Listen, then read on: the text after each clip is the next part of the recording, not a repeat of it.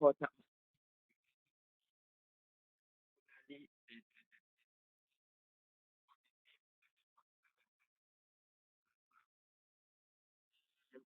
I think we need to learn.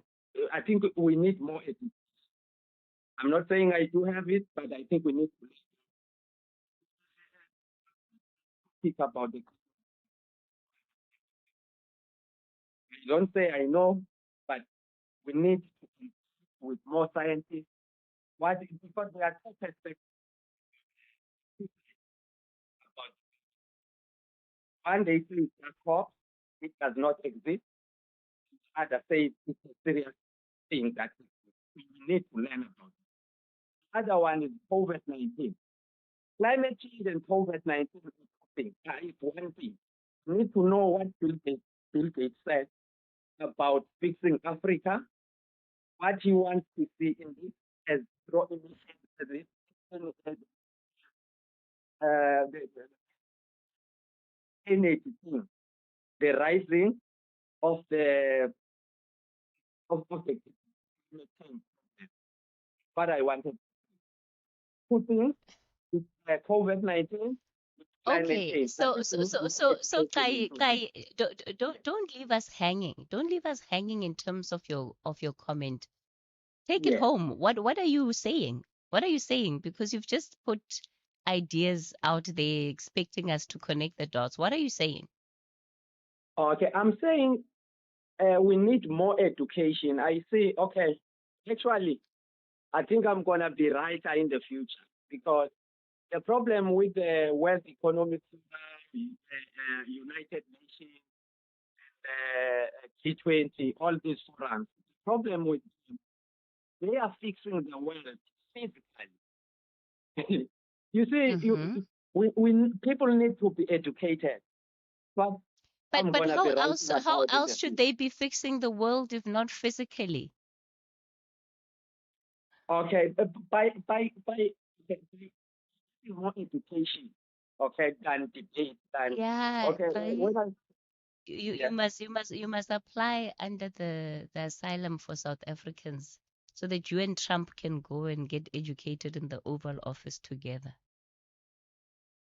yes, not only Trump, all of us. We need to understand the topic. But actually, I don't want to I Kai, divert. you're Number one, no, you're climate beating change. around the bush. You're Yeah, beating around the climate bush. change and COVID.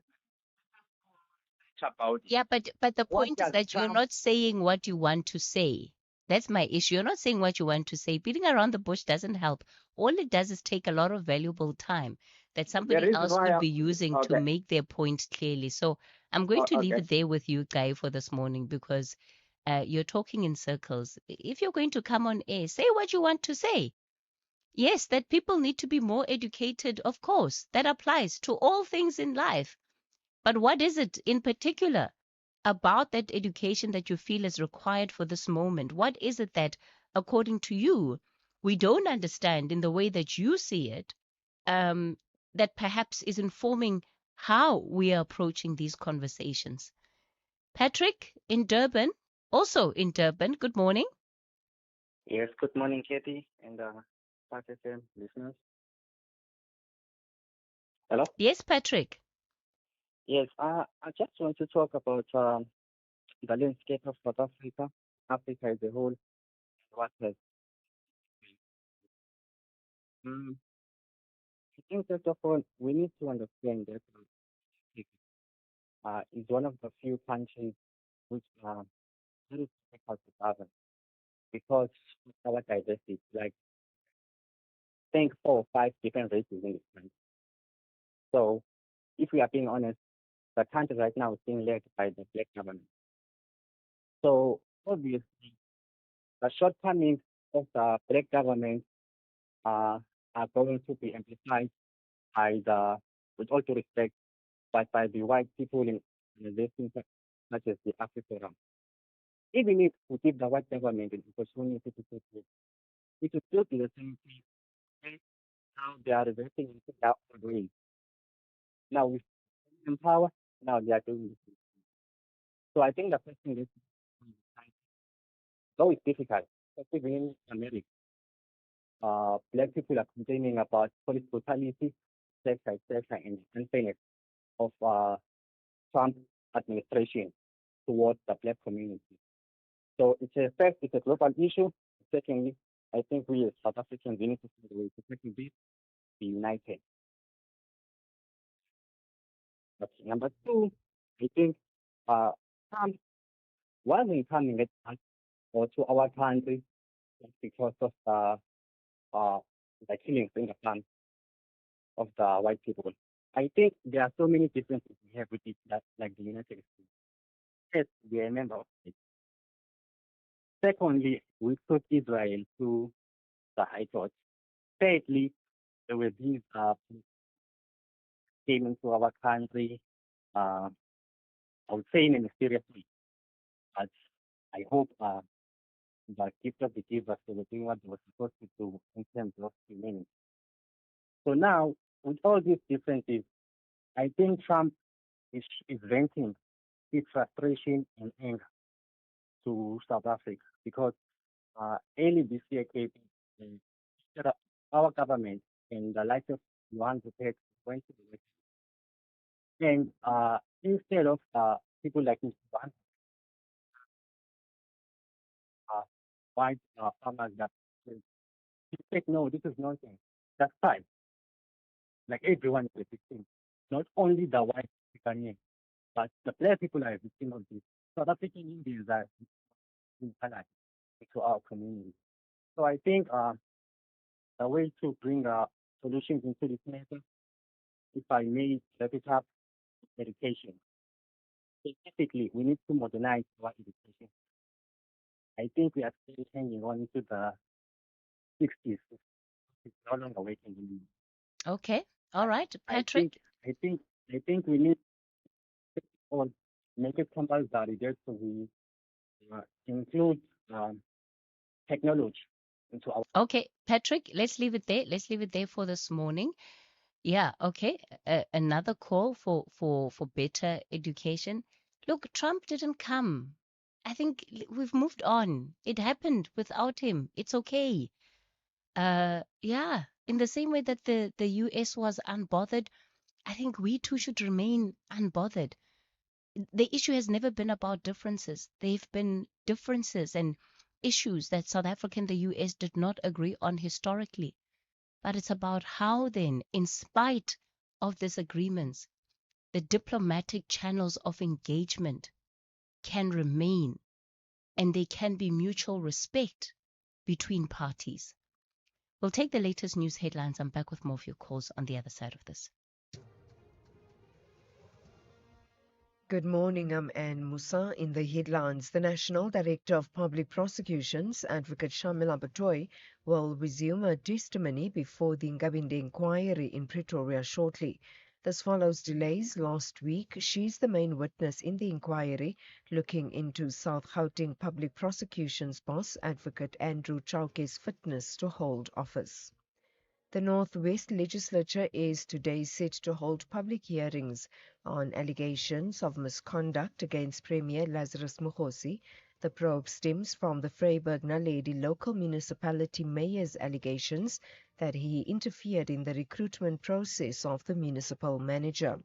And the Cooperative Governance and Traditional Affairs Minister, Velinkosini Hlabisa, says he'll meet with the Intergovernmental Committee on Disaster Management to discuss solutions to ending gender-based violence and femicide. I'll have details on these and other stories at 10. SAFM 104 to 107 nationwide. Streaming Skim Sum on the way to class. Catching the Premier League while waiting for your order. Jamming to Metro FM before you even get out of bed. On SABC Plus, sinayo yonke into ifunayo. Your shows, your music, your way, anytime, anywhere. Zero subscription fees. On your phone, tablet, or smart TV. Download SABC Plus on iOS or Google Play Store. Whether it is a CCMA referral, problems with a mechanic, unfair blacklisting, or an uncontested divorce, Clientele Legal offers professional legal services to all South Africans. Our plans are affordable and you receive up to 745,000 Rand worth of legal services per year. We cover civil, criminal, and labor-related matters. Our nationwide legal teams are standing by to support you 24 hours a day. Plus, all plans include a 5,000 Rand bail benefit. Join today. SMS SAFM to 32195. That's SAFM to 32195. Clientele General is an authorized FSP and licensed non-life insurer. T's and C's online. Standard rates apply.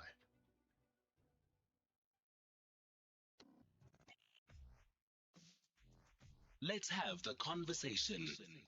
WhatsApp voice notes on 0614 104 107.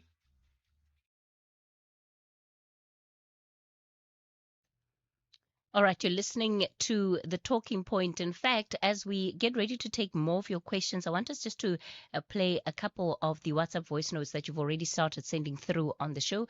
Remember, it is your national roundtable. I'm taking your calls on 086 000 2032. That's 086 000 2032 on the WhatsApp voice note line. Send your voice notes to 0614 104 107, and on X it's at SFM Radio, the hashtag there, SFM Talking Point. And remember, part of the question that I have been asking this morning is, how do we turn this moment of such incredible global recognition into local transformation? So how do we see it through to ensure that the benefit of it is ultimately benefit that can be felt by all South Africans? Let's take your WhatsApp voice notes and then I'm back with your calls. Good morning, Cathy. Cathy Mataboge. Cathy, I'm so perturbed with Sandile Ndlovu, who's raised an issue about one of the 17 people who are in Russia for the Ukraine war, who was led by Duduzile Zuma. I should think he should not blame the government for that, because if these guys were going to be successful that side, he would not even tell the world or the public about their success. Now that whatever that they aim to do that side has failed, he wants to point a finger at the government. This is unfair, totally unfair. You know, we need to be people who are thinking for our own selves and our family members, and be able to differentiate between issues that were initiated by government and issues that are initiated by individuals. Thank you, Kate. Morning, Cathy. Nice show as always. Africa will never speak with one voice in this lifetime because African leaders are happy to serve their colonial masters, extract all the minerals and send them to their colonial masters. And in exchange, they are kept in power by Western funded armies to stay in power for as long as possible. And the rest of us just keep quiet and say nothing. Thank you. Bye-bye. Hi, Cathy. The BRICS came here in South Africa as a conference, and the G20 are here as a conference. But as a result, we will gain nothing here in South Africa. It's because of incompetence of political leaders of the ANC.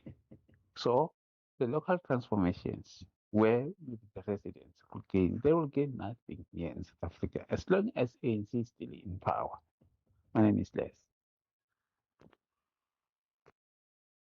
Good morning, Sis Katie.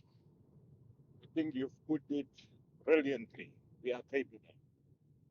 But I want the media, radio station, particular, to take the lead in this. We came out of a G20 successfully so. If we can just keep on, give the good out of that, it will be already one step in the good direction. It was a phenomenal, good G20 on African soil. Let's give the credit when it's due. Let's keep out the negativity out of this. Give the good, and you as the radio station, television, let's just give that for a week at least. and then we can come up with all these other negative things. Anonymous, Northern Cape. Thank you, Sister Kitty. How we wish Cyril Ramaphosa exercised that same Ubuntu that he's talking about amongst his country's citizens. We must not forget that this G20 of the past weekend will be the ANC's campaign ticket, as if it was an ANC G20. Yes, led by an ANC president, an ANC of 40%. Not even half a president he is. But this will be the campaign ticket. Teresa. Good morning, Oscar. Hey, congratulations to South Africans, congratulations to the leaders, and congratulations to our president, President Ramaphosa. Congratulations to his team, and congratulations to you guys at SABC News for giving us all the coverage of the G20 summit. Going forward, Oscar, I think we are busy prioritizing costs over the lives of South Africans. If we can do police visibility during G20 summit, I think we can do it all year round. All right. Thank you for those WhatsApp voice notes that you've been sending through and some of the different issues you've been touching on. Yeah, I want to just pick up on this issue around, the Zuma daughters effectively as, one daughter, Nkosazana, has opened a case against her sister, Duduzile. And it's an incredibly strange story, but it's really a story that has been building in the background. I guess it's just now that there is a South African link to the story, and it's really around the global recruital of individuals to go and fight in the Russia-Ukraine war. So there have been warnings, right, in particular coming out of Ukraine, that African nationals are being targeted by Russian recruiters.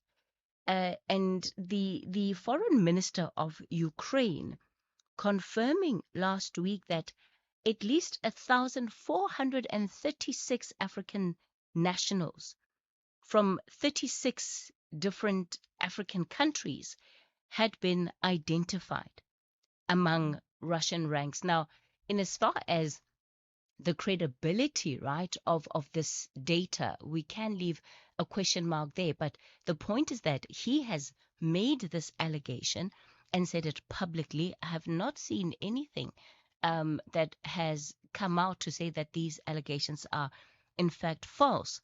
And this is the context now in which these, 17 South Africans are finding themselves, because these men are now trapped in the Donbas region.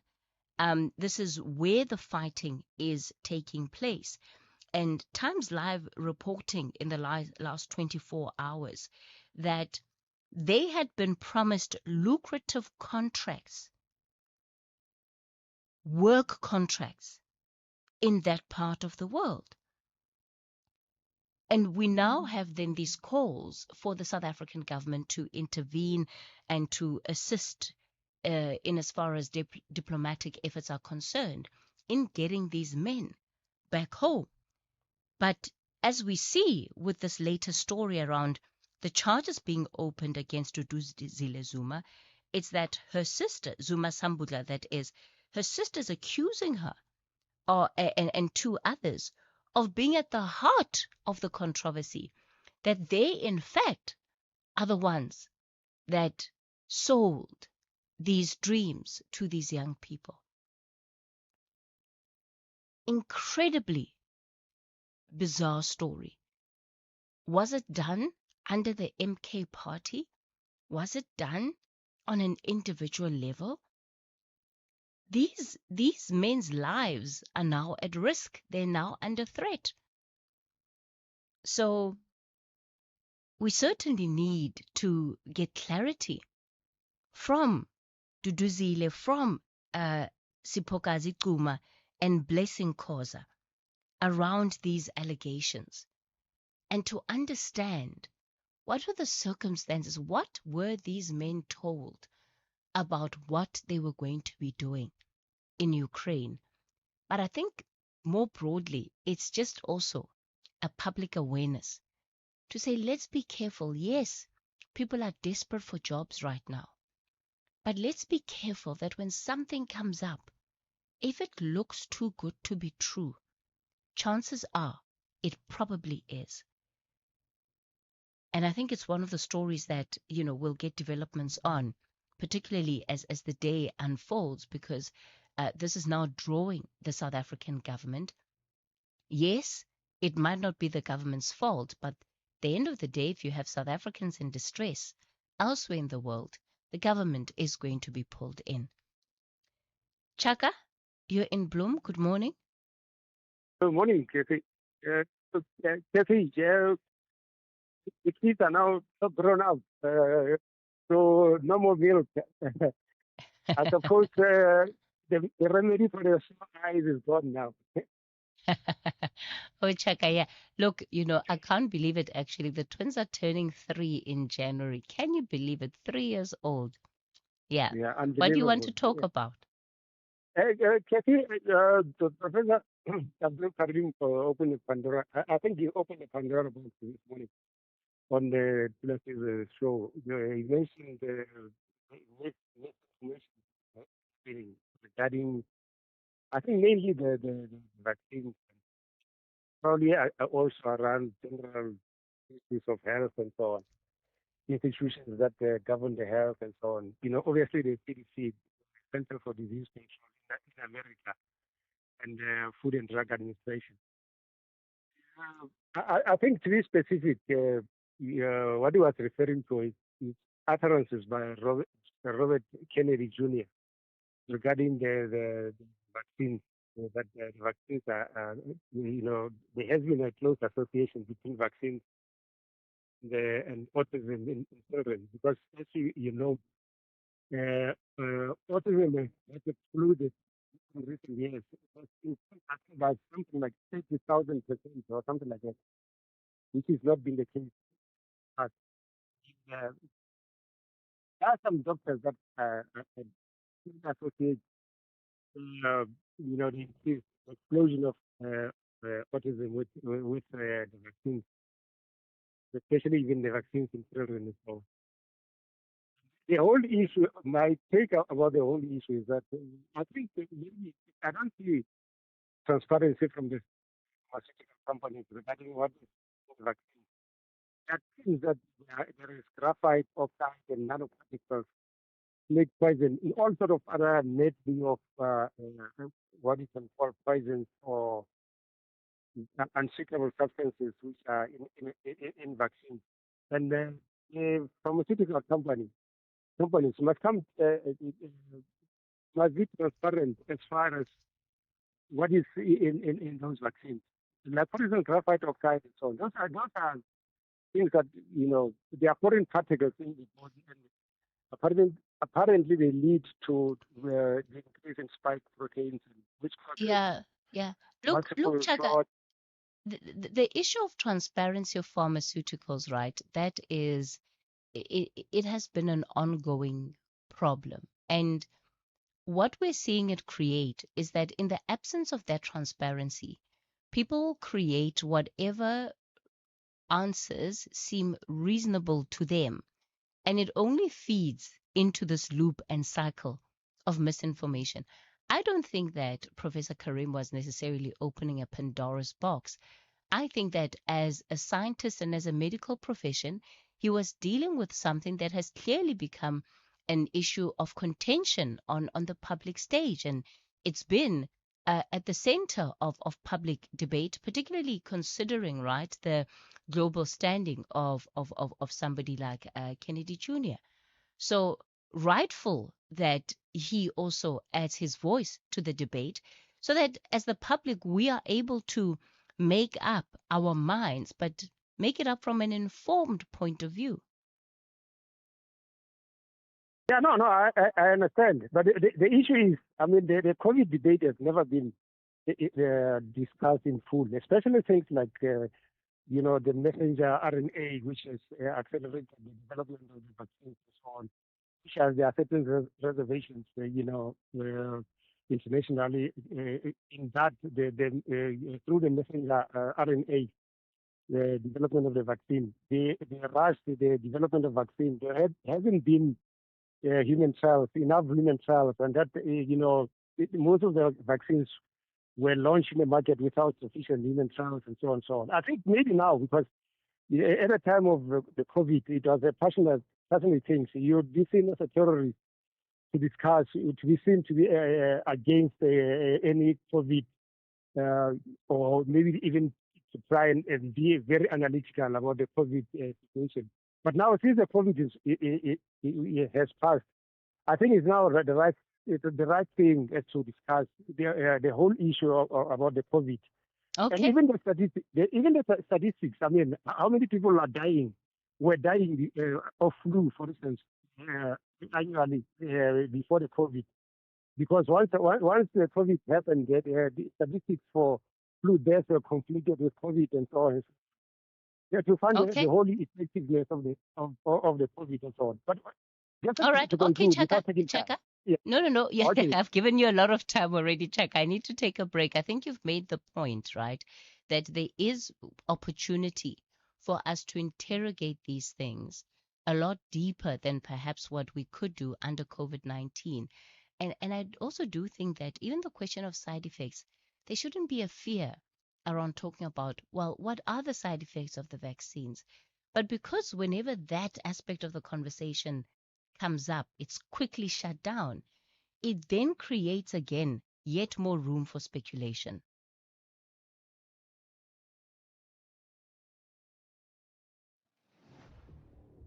Gender-based violence is destroying lives and tearing communities apart. It happens in homes, in schools, at workplaces, and too often in silence. But it doesn't have to continue. If you see it, speak out. If you are hurting, reach out. Because doing nothing is not an option. Listen to all 19 SABC radio stations for hard talk, discussions, advice, dramas, educational shows, and interviews around GBV with experts, survivors, lawmakers, and a whole country affected by gender-based violence. All on your favorite SABC radio station. Call 0800 428 428 to report abuse or get help.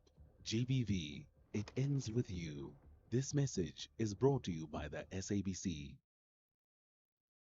The Gauteng Provincial Legislature is opening its doors and putting accountability in the spotlight. Tune into the Talking Point with KG Mogetsi on Wednesday, the 26th of November, for a special Chairpersons Roundtable discussion. Go behind the scenes with chairpersons in the social cluster as they share how committees drive oversight, transparency, and meaningful public engagement. Brought to you by the Gauteng Provincial Legislature. The Talking Point with Cathy Mohlahlana. Weekdays, 9 a.m. till midday. All right, we continue taking your calls on the open line. KZN Romeo, good morning. Geez, KZN has dominated the call lines this morning. Romeo? I agree with you. Good morning, and Yes, sir. Go for it, Romeo. You see, my problem was that when Kai said, "How are you?" I entertained him. And then now everybody is asking me how I am. Hi. but I think we need to avoid that. That's a high system. So some other way around it to one another. Romeo, good morning, and going straight into your point should be fine. What do you want to talk about? One, Africa and our Oh, Romeo, the line to you is not great. I'm going to ask the team just to get you back up on a different line. While they do that, I'll go back to Bloom. KG, good morning. Thank you so much for taking my call, Tracy. To try Yes, to KG. answer this question, how can we leverage so that it's down.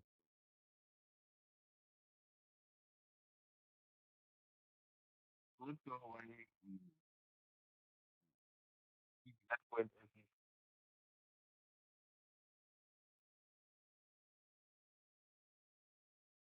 for me, it is very simple. It is restating that show that what the injuries is all very much money what about. Don't go around saying that. You know,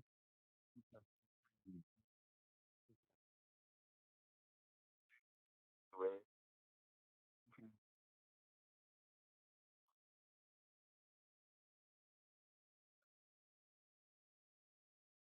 on one hand, you're not asking,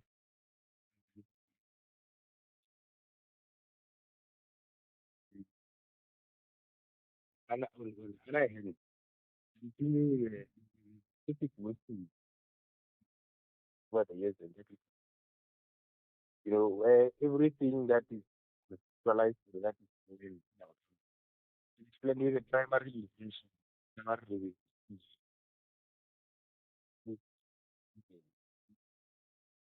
So maybe if we could start there to say that's the reason why school to make sure that the activity financial management is not there to they might need not there to make sure that things run properly. Some elections, not to visit the election. To add on the doing that thing around good, looking at our the reason when this is going maybe this time around it's not going to be the case. Maybe something will come out of this whole experience of having come this from running good. But actually they are still doing everything within and about taking proper Mm. advantage. And You know, lastly, KG, sorry, yes, before you go on, but one of the things I'm thinking about is how different would some of the approaches and attitudes be if how we approached the work that we do, all of us in the countries, with that thinking that the world is watching us. The world is watching us, and there's potential for us to be so much more because when we are intentionally aware of the world watching, it does change our behavior, right? Look at what happened in this country over this weekend. Everybody was on their best behavior. Now, we can't expect that it's going to happen all the time, but surely if we have that in the back of our minds somewhere, that our actions as ordinary South Africans every day speak to how we are perceived by the rest of the world. And it speaks to the kind of investment that we get into the country, the kind of opportunities that we get, that maybe that might change the behavior. Casey, I'm not sure what is actually. Maybe you must have a conversation. Maybe is it that when somebody is thinking, somebody is watching, somebody can really understand. It's not a photography thing. It's to be what's very thing. Make sure that everything goes smoothly according to the way. That's why we very watching.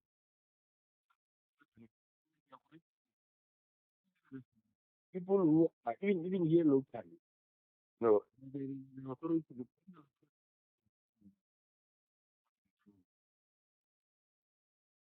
it's also how they these people who are supposed to be projects, looking at something. People they are participating in to money. Where we have things like this is going on in the police, blank bond. Where people felt entitled to 50% of the drug program, even more protecting, it is because what are you it's very clear. no longer money anywhere else to sleep.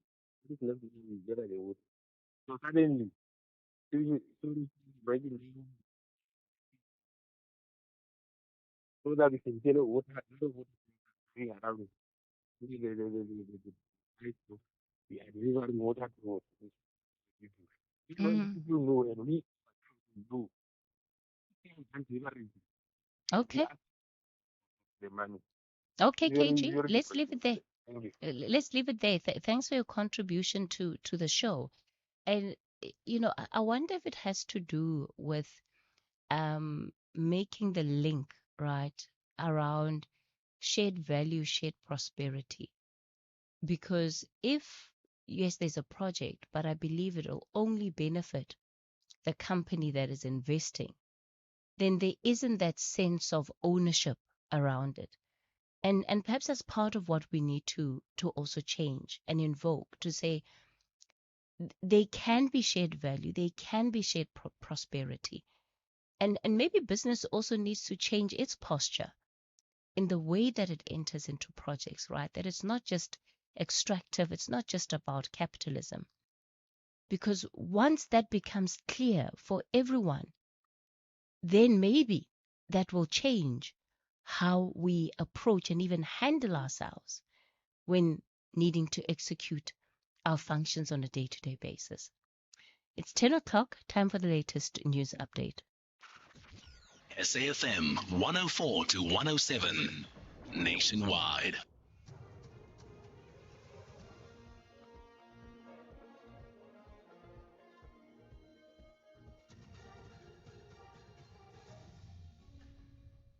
In our top stories, one body recovered following floods near Pietermaritzburg and public hearings into allegations of misconduct against the Northwest Premier.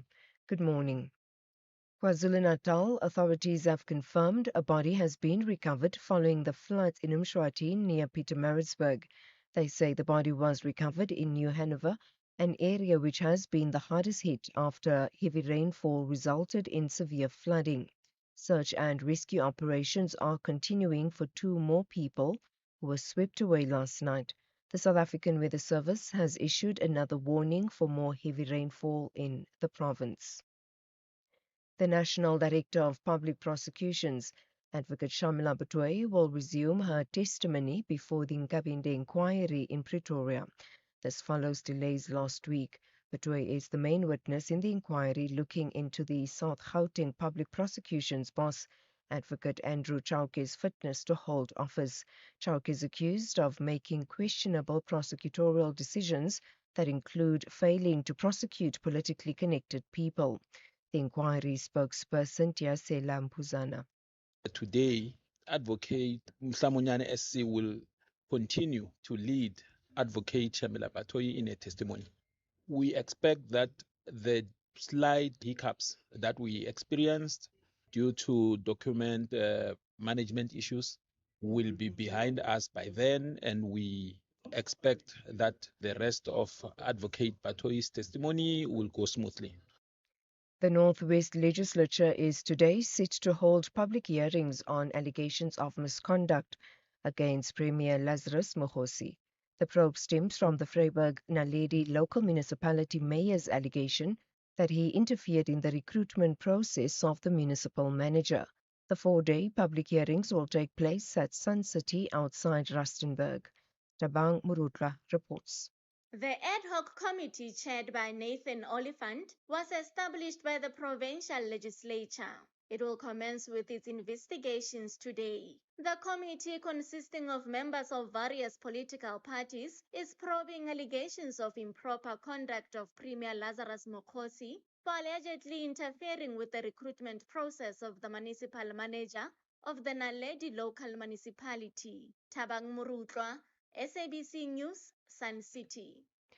The Cooperative Governance and Traditional Affairs Minister Velinkosini Hlabisa says he'll meet with the Intergovernmental Committee on Disaster Management to discuss solutions to ending gender-based violence and femicide. On Friday, President Cyril Ramaphosa declared GBVF a national disaster. This despite the National Disaster Management Centre earlier this month rejecting Women for Change SA's petition to declare GBVF a national disaster. The centre has now reversed its position and says GBVF meets the threshold for a potential disaster. Tlhabisa says the meeting will focus on strengthening support for existing response structures. The classification firstly allows all departments and all provinces and municipalities to revisit their existing budgets, review where they can review to make resources available to deal with crisis on hand. This afternoon, we will be activating the governmental committee. End of this week, we will as to how are they going to respond in terms of the available resources.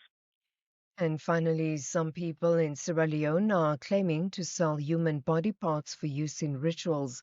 The parts are offered for thousands of dollars. They are believed to bring powers, success, or wealth. The BBC's Tyson Conte reports.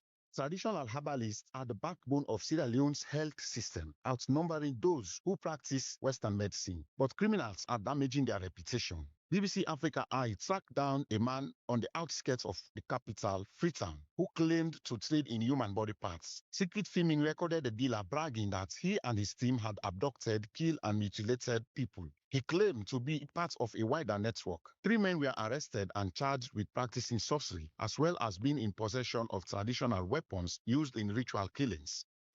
Recapping the top story, KwaZulu-Natal authorities have confirmed a body has been recovered following floods in Mshwati near Pietermaritzburg. The body was recovered in New Hanover, an area which has been the hardest hit after heavy rainfall resulted in severe flooding. For SAFM News, I'm Anne Musa. SAFM 104 to 107 nationwide. This November, SAFM proudly presents the 3rd annual lecture. And as the Freedom Charter says, no legitimate government could claim authority unless it is based on the will of the people. And I think sometimes people forget that. SAFM invites you to our 3rd annual public lecture, delivered by Chancellor of the Nelson Mandela University, Dr. Geraldine Fraser-Moleketi. The theme of the lecture is confronting inequality, corruption and unemployment, rebuilding South Africa's social contract for inclusive and sustainable growth. The lecture will take place on the 27th of November 2025 at the Indaba Hotel, Spa and Conference Center in Four Ways, Johannesburg. Secure your seat by emailing us at rsvp@safm.co.za. SAFM, leading the conversations that move us. The Talking Point with Cathy Mohlahlana, weekdays 9 a.m. till midday.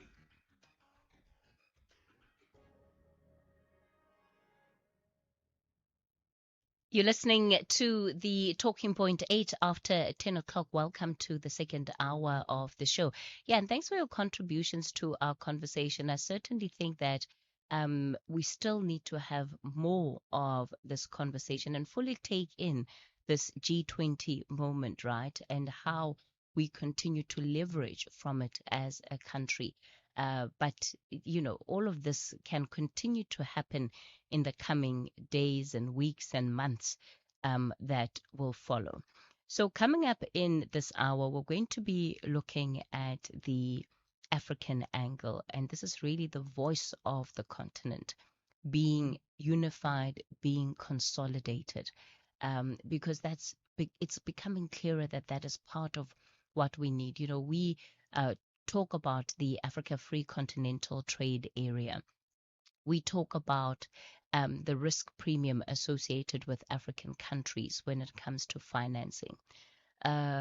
We talk about critical minerals, all of which have really been high on the agenda for the G20. And these conversations have been, put on the global stage now. But is Africa really speaking with one voice? Are we unified as countries on the continent around these issues?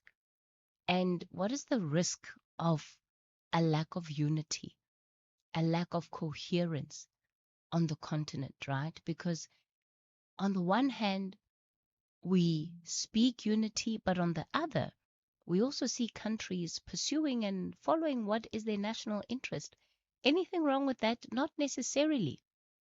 But is there not greater opportunity for the continent as a whole if we do have consensus and if we do drive some agendas collectively? So that's part of the conversation that we'll have in the coming hour. Before we get to that, your voice notes from the open line. SAFM 104 to 107 nationwide. President, I would like to congratulate South Africa, the president, for the successful journey. We did very well. The country did very well. Johannesburg did very well since it was our first in Africa. And this could be the turning point for the ANC, more especially if they can act on the findings of all these committees. I think this will help them a lot. Thank you so much, Cathy. This is Unati Joko in Cape Town. Good morning, Sis Cathy.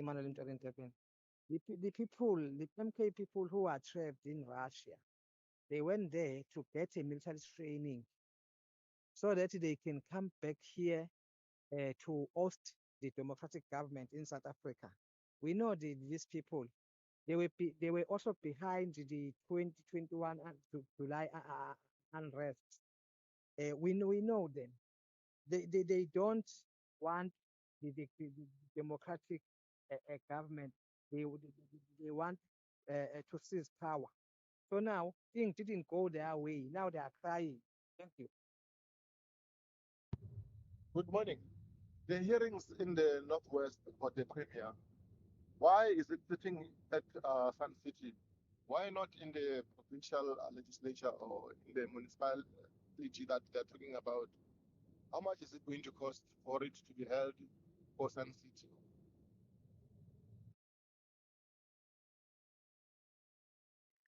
Why, Mr. Charmer, the charming letter, he's not charming us. I think you are right to say he must go to the US and learn with Trump in the White House about environmental issues and global warming. You know, we've got, I don't know, he said we must learn. It's him who needs the learning with this Trump. I don't know whether Trump will welcome him in the US because he's a black man. I don't think he will be welcome. But he must take his chances and go to the US, to the White House. I mean, we cannot waste our time on that. A lot of science and engineering and studies are showing, environmental studies, that if we do something like this, we'll be saving ourselves and the planet. Let's just do the best we can. We cannot have to wait until disaster strike. I mean, Kwai must not charm us back to the old debate of South Africa, HIV and AIDS, beetroot, carrots, garlic, and African potatoes. No ways. I think the challenge the Minister of Health about the position of ASEAN towards the speech that was given to the head of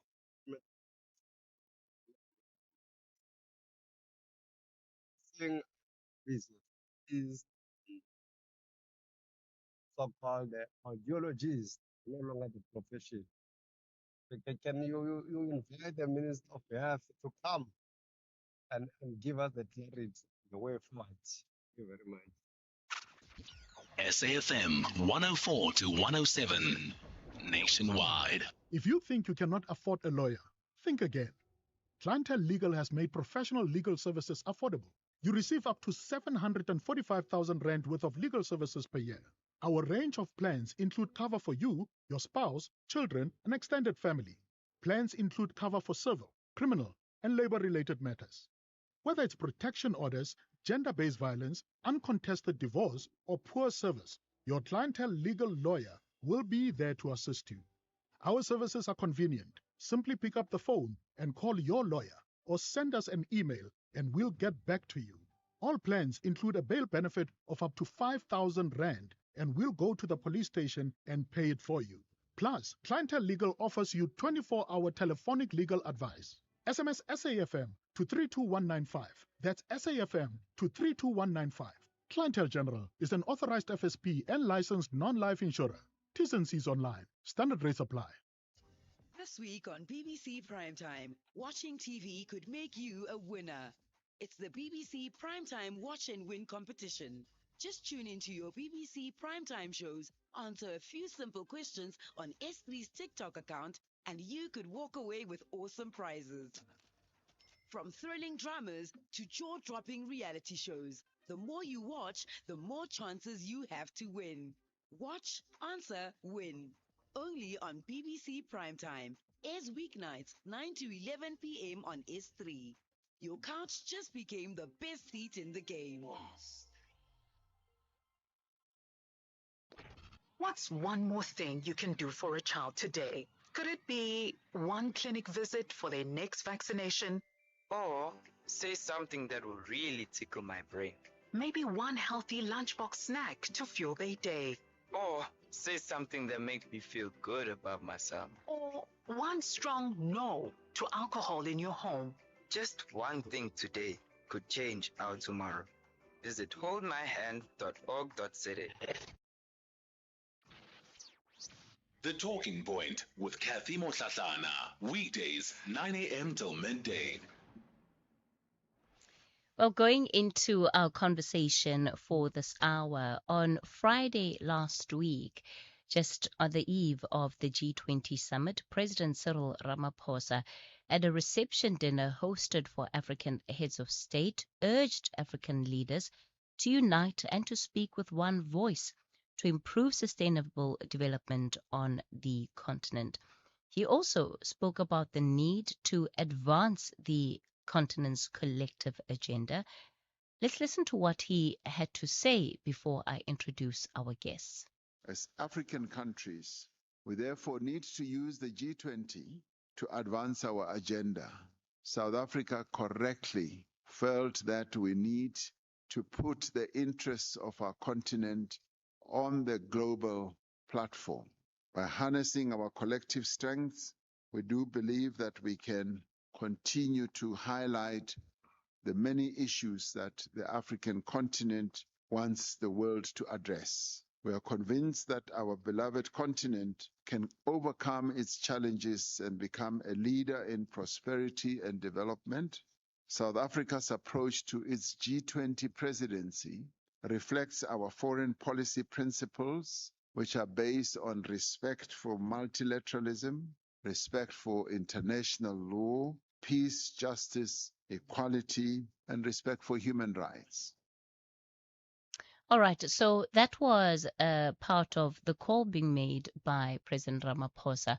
Of course, underlying that is a suggestion that perhaps the unity is not where it needs to be. The consolidation of voices is not where it needs to be. Let me invite onto the show Dr. Frank Lekaba. He's a senior lecturer at Wits School of Governance. Dr. Lekaba, good morning to you. Good morning, Cathy, and good morning to the listeners.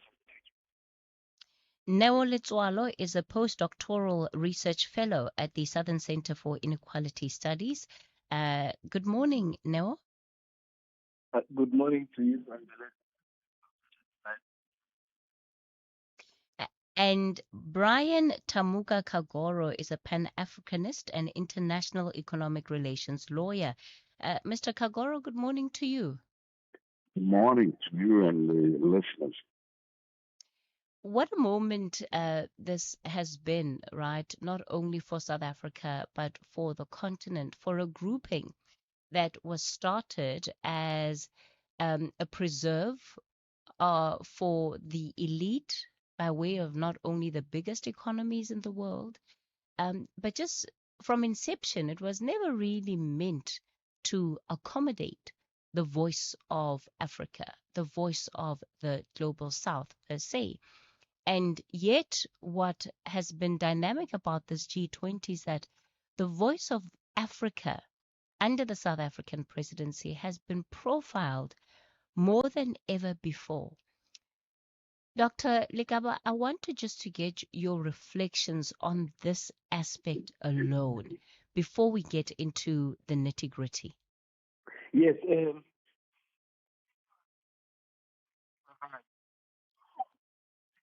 countries.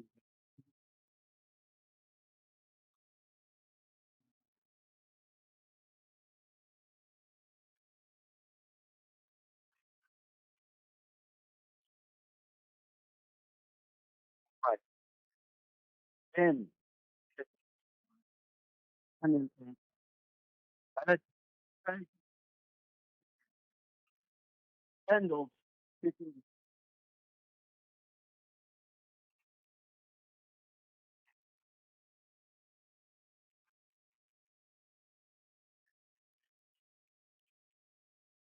of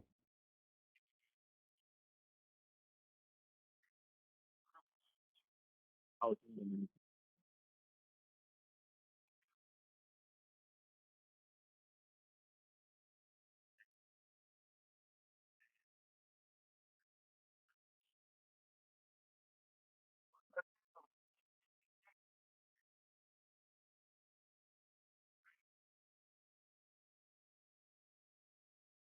All of all of them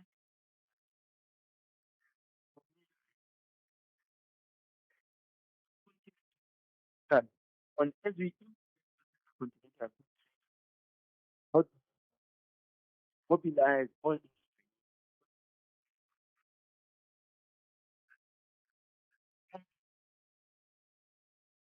every good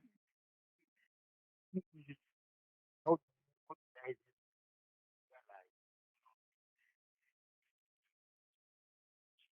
it. Mr. Kagoro? And then the president actually started something outside of it. Social 20 was an innovation campaign that, what South Africa has done is expanded on that. Latest achievement is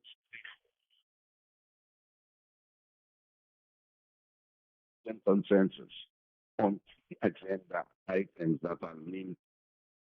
Agenda 2016 strengthen African position on debt, finance, and international financial architecture, for example, on just energy transition, climate financing, on critical minerals and industrialization.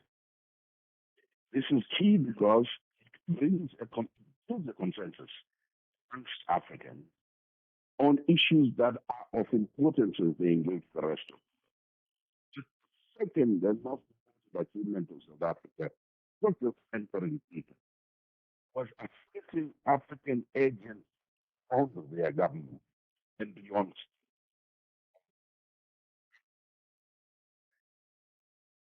President Ramaphosa himself said the idea is called 300 or 2 million. This idea that the future of global development will not be based on power configuration of yesteryear. And he said in his closing remarks that Africa central any imagination of the future world, whether in terms of energy or in terms of security or in terms of here. There's emphasis that what needs to be focused on was reducing vulnerability, addressing the climate crisis, as well as dealing with issues of inclusive development and the financing as prophecy. So I think that South Africa.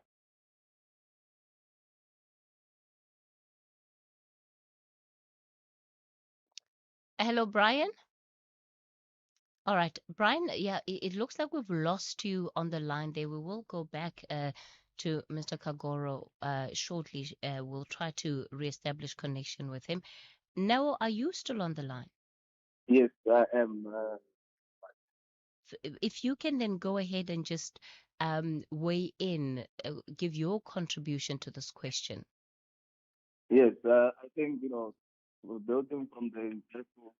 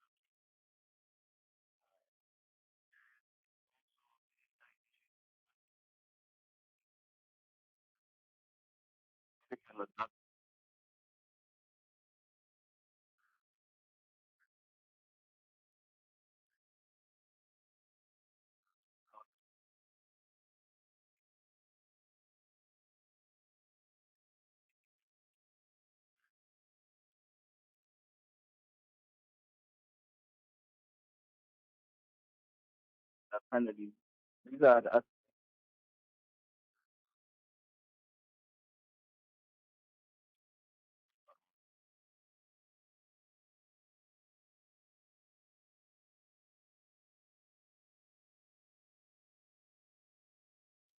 It's one thing for us to act like a regional power now, and it's a completely other to be recognized and to be supported as such. What is your impression of the kind of relationship that South Africa has with the rest of the continent? And I would imagine just more broadly than just the SADC region. And do you think that there is support and endorsement for South Africa to be the gateway into Africa? yes.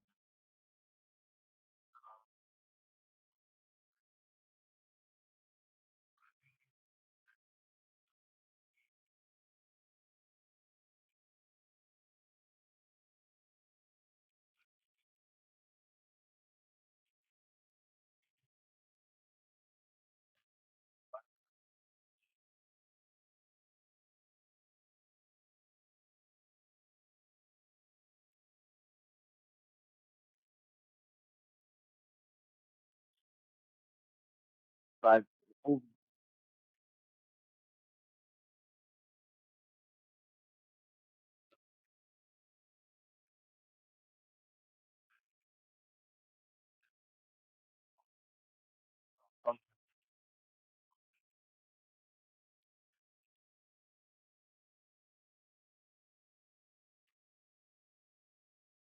All right. Now, thanks for that contribution. I know you have to leave us early, so we'll continue with Brian and Frank. Brian, do you agree with that view around the extent to which South Africa enjoys support as this regional leader?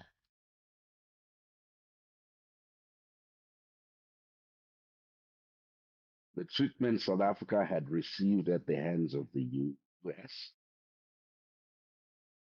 also the momentous occasion of holding first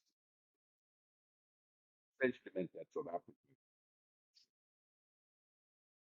solidarity, was almost unionization of African states. That's quite far from whether or not the general perception is of South Africa as a leader. South Africa itself has been reluctant to exert leadership.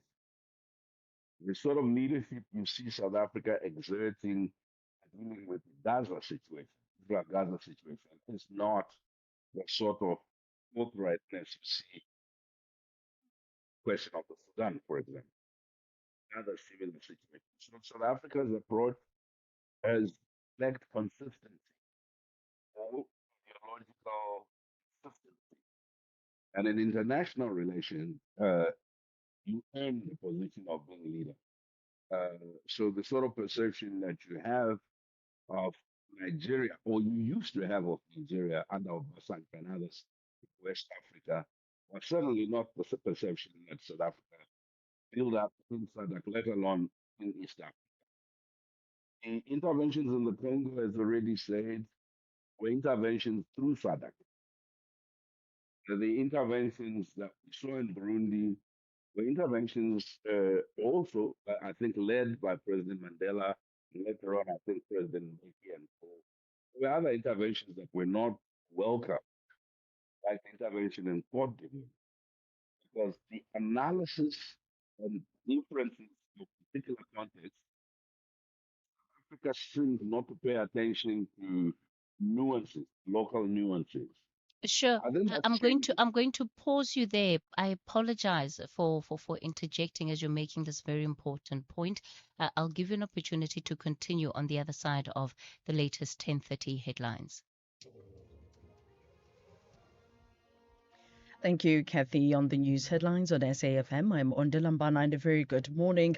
The KwaZulu-Natal Cooperative Governance and Traditional Affairs Department has confirmed that search and rescue teams have recovered the body of one of the three missing people in New Hanover. The National Director of Public Prosecutions, Advocate Shamila Batohi, has resumed his testimony before the Nkabindi inquiry in Pretoria. This follows delays last week. And a 3-year-old boy has become the first person to receive gene therapy developed in England. Oliver Chu from California was diagnosed with a rare genetic disorder called Hunter's syndrome. A full update follows at the top of the hour. Taking a look at your markets this morning, the rand is currently trading at 17 rand 31 to the dollar, 22 rand 65 to the pound, and 19 rand 94 to the euro. Markets in Asia were mixed at the closing bell. The JSE is green across the board in mid-morning trade.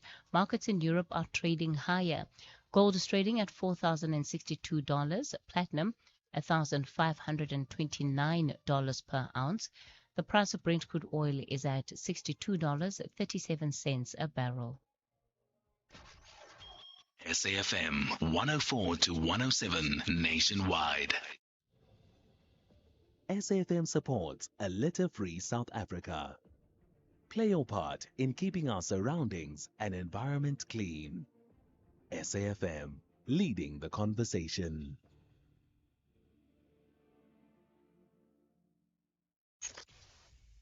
The Talking Point with Cathy Mohlahlana. Weekdays, 9 a.m. till midday. All right, we continue the conversation on the Talking Point. We're focusing on the unification of the African continent and really building on comments that were made by President Cyril Ramaphosa as he hosted a reception for African leaders just on the eve of the G20 Leaders Summit, and calling for greater unity, calling for greater consolidation. Joining us on the line are some of our guests that we've lined up for this conversation. We've lost Neo because he had other commitments to attend to, but still on the line is Brian Tamuka Kagoro. He's a Pan-Africanist and international economic relations lawyer, and Dr. Frank Ligaba, who's a senior lecturer at the Wits School of Governance. So, Mr. Kagoro, let me come back to you because you, of course, were talking about the ways in which South Africa, as a leader on the continent, is complex, that it's not a clear-cut role of leadership, and partly due to our own inconsistencies in terms of how we approach some of the different challenges that arise within the various regions on the continent. Yes, so this is the first public summit where South Africa's public declaration of Pan-Africanism, this Pan-Africanist policy, was undertaken. It didn't matter whether you were listening to the Deputy Minister of International Relations or you were listening to the minister in other departments. South Africa was assertively, clearly Pan-Africanist. Unfortunately, this hasn't always been. one must concede South Africa has a very complex domestic politics. Uh, factor, which in domestic politics is wholly understandable, but within regional politics, it erodes significantly Pan-Africanist data. Not taking away from the fact that um, regional uh, states, neighbors of South Africa, to take care of their own governance issues. But South Africa does appreciate that the first action following the court action that was taken in order to show disapproval of what was being done to the Dula only happened in the detail. When this is read within the continent, of course, with the amplification of this one, read in such aspects, because it's gone on since 2008, it's worsened. Africans have been killed, and there's not been a focus on all foreigners. So that's why many Pan Africanists have said it's not phobia, because it's not concerned about European migrants and other migrants. It's concerned only about Africans. And this is not taking away from the social, economic, and political reality, domestic reality. I'm only pronouncing myself on whether this adds to or takes away from your credentials as a Pan Africanist leader. Subjects such as reparations. Since the decade the AU has adopted, South Africa has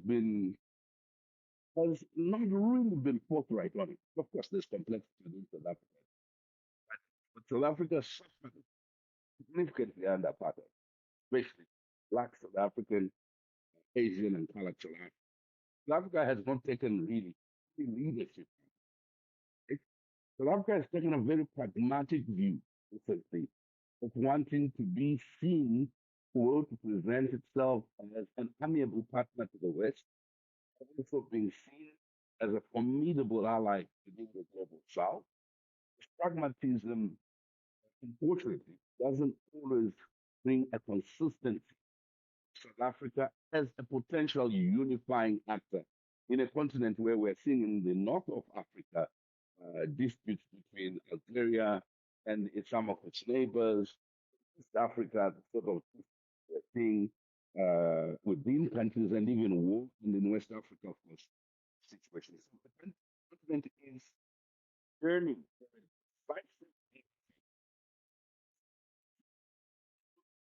accountability, solidarity, and equality.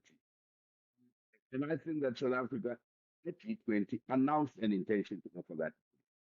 That leadership is yet to be tested beyond sporadic intervention in one or two countries.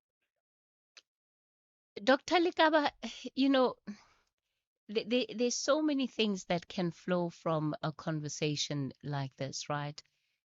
Because certainly it is not to be understated that South Africa chose the position that it is and chose to amplify the voice of the continent and not only its own during this platform. And based on part of what Mr. Kagoro has said, in as far as the nuances, the complexities that exist on the continent, is it worth it? Is it worth it for South Africa to want to bring the whole continent along? Because it seemingly comes with so much pressure and expectation. And of course, naturally that there will be scrutiny, there will be criticism about issues like consistency, while also respecting that these are sovereign states and, they can act as such and assert themselves as such within a global order. Yeah. That's a difficult one. Look, I think we don't say that rule. Don't have a choice but to assume that rule. Why? Because of the history of our struggle. And from the way to, I don't know, maybe like I got one, but is first nationalist party movement from, I think, in the continent, with the continental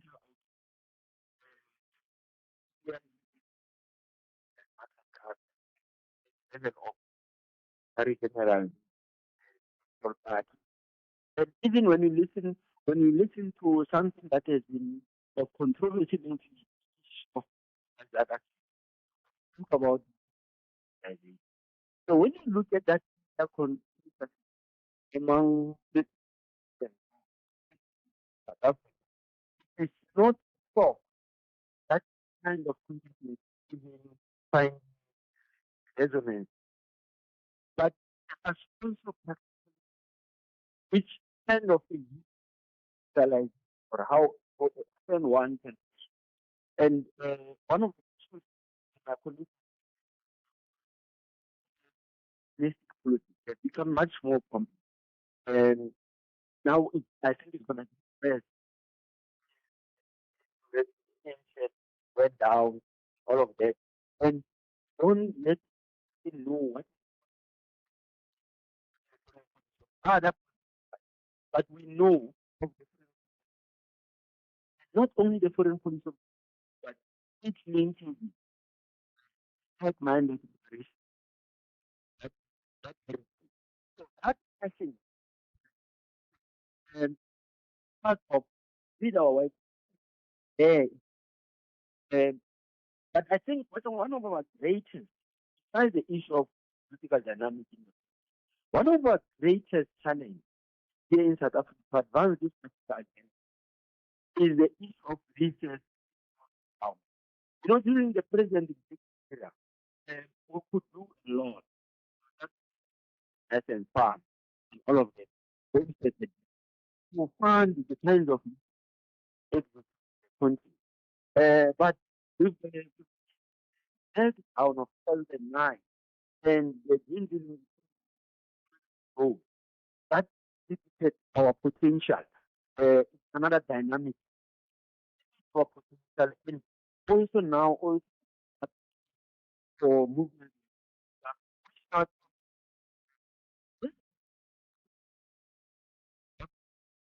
how do you say? How do you post this foreign policy when your own people get money? So this issue of resource utilization and all of that, yes, that's political dynamic. Another dynamic that South Africa's potential. And the last one was I wanted to reflect on. I think that I've already is one other one thing which is for potential is the issue of multilateralism. Multilateralism is embedded in our foreign policy. Our white paper pronounces multilateralism enemy of our foreign policy. It's good. Why? Because South Africa has that of South Africa.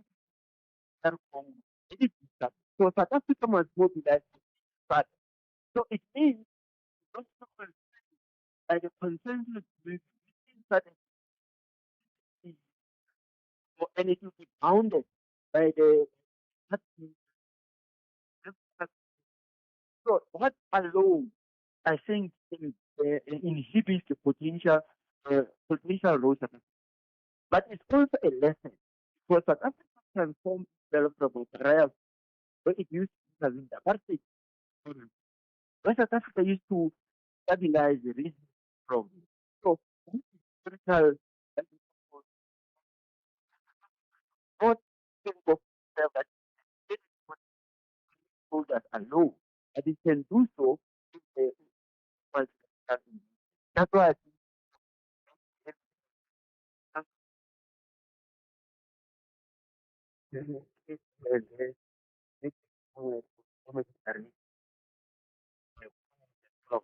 so that is just far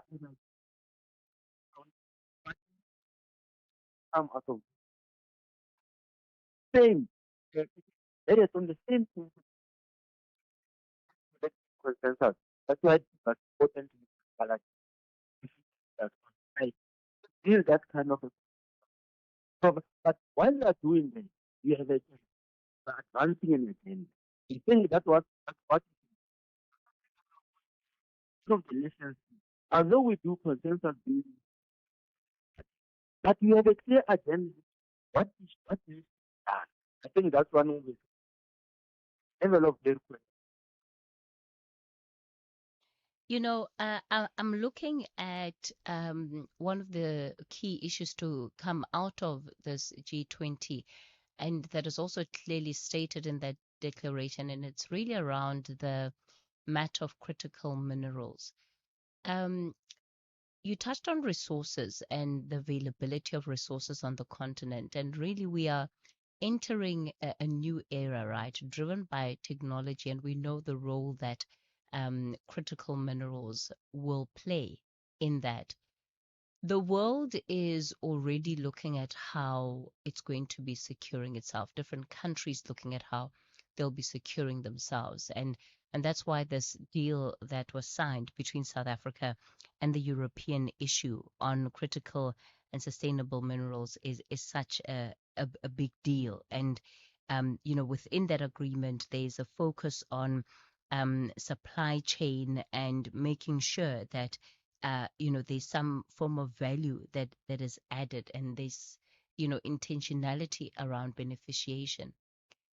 That for me is, I think, one conversation that the continent could be coalescing around to say, how do we ensure that the continent is going to benefit the most from this need for critical minerals in a way that perhaps hasn't happened before?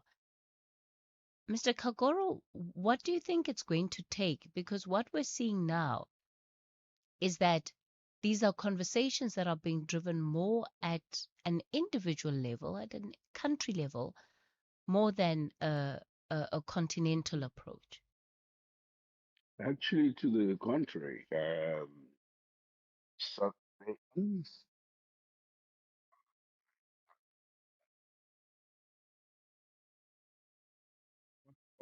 logical debate purposes of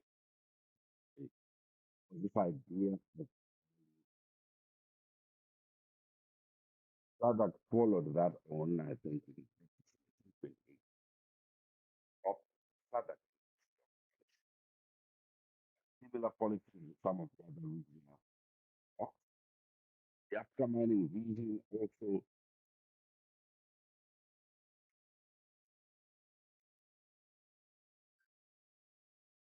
uh, deal with the question of local economies, local economic development, by having what we call local content laws, so that when you're setting up food mining entities, local communities, with supply services, etc., in the scheme of planning, and you address the question of the data,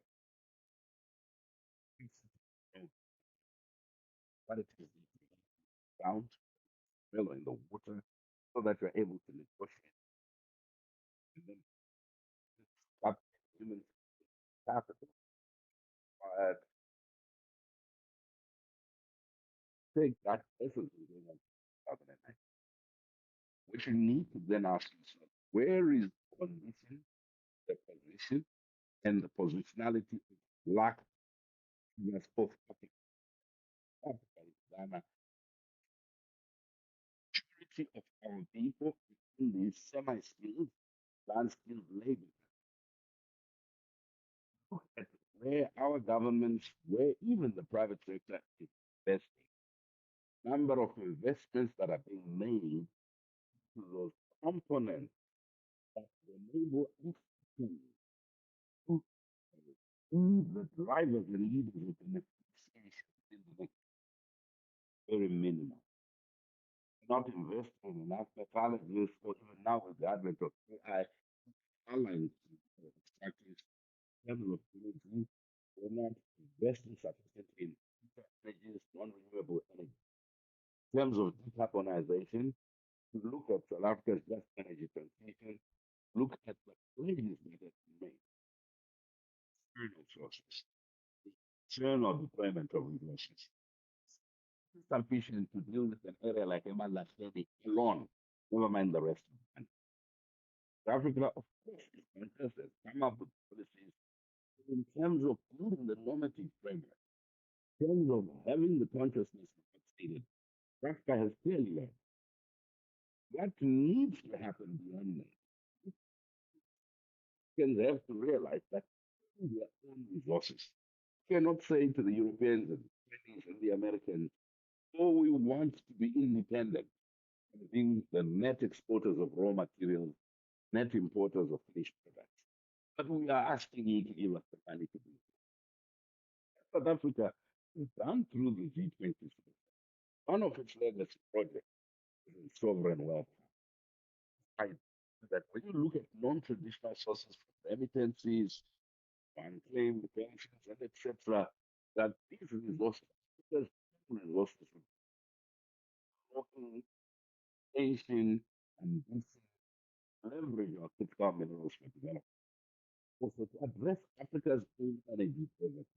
Let Okay. me just make one statement. Yeah, One small point. I'm going to ask you just to I'm going to ask you to pause it there. We're going to take a quick break. Yeah, We'll okay. continue with this conversation shortly. The Minister in the Presidency for Women, Youth and Persons with Disabilities, Sindisiwe Chikunga, will on the 25th of November 2025 officially launch the 16 Days of Activism for No Violence Against Women and Children under the theme Litsema, Men, Women, Boys and Girls, working together to end gender-based violence and femicide. Tune in to The Talking Point, coming to you live from the launch at the Gallagher Estate in Gauteng. When love turns to hate and hate turns to violence, the truth is never simple. In Love and Hate Crime Season 2, real stories expose the dark side of human emotion, where identity, passion, and prejudice collide. Powerful, unflinching, unforgettable. These are the crimes that challenge what we think we know about love and humanity. Thursdays at 10 p.m. only on S3. S3, open up.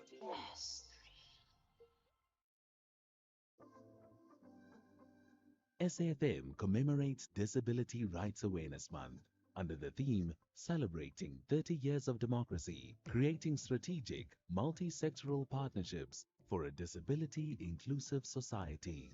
SAFM supports and works tirelessly towards equity and equality for those with disabilities. Empowerment is key. Let us break the barriers and improve the quality of life for those with disabilities. Our efforts towards a better life for those with disabilities can only be impactful when we do so together. We do not tolerate any kind of discrimination. Disability Awareness Month 2025 on SAFM 104 to 107 FM nationwide, leading the conversations that move us. The Talking Point with Cathy Mohlahlana, weekdays 9 a.m. till midday.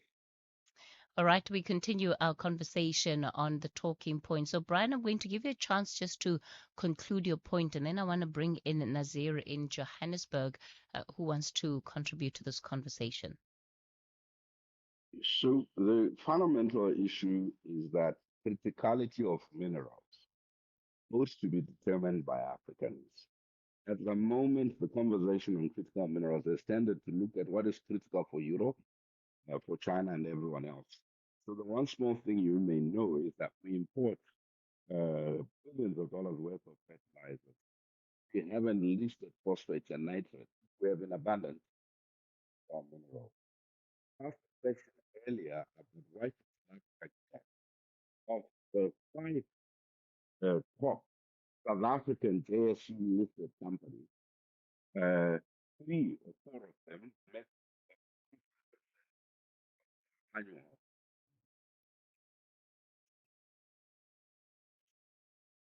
The rest of the continent, with US, state of South Africa, with the competition is elsewhere. Real market for South Africa is for Africans.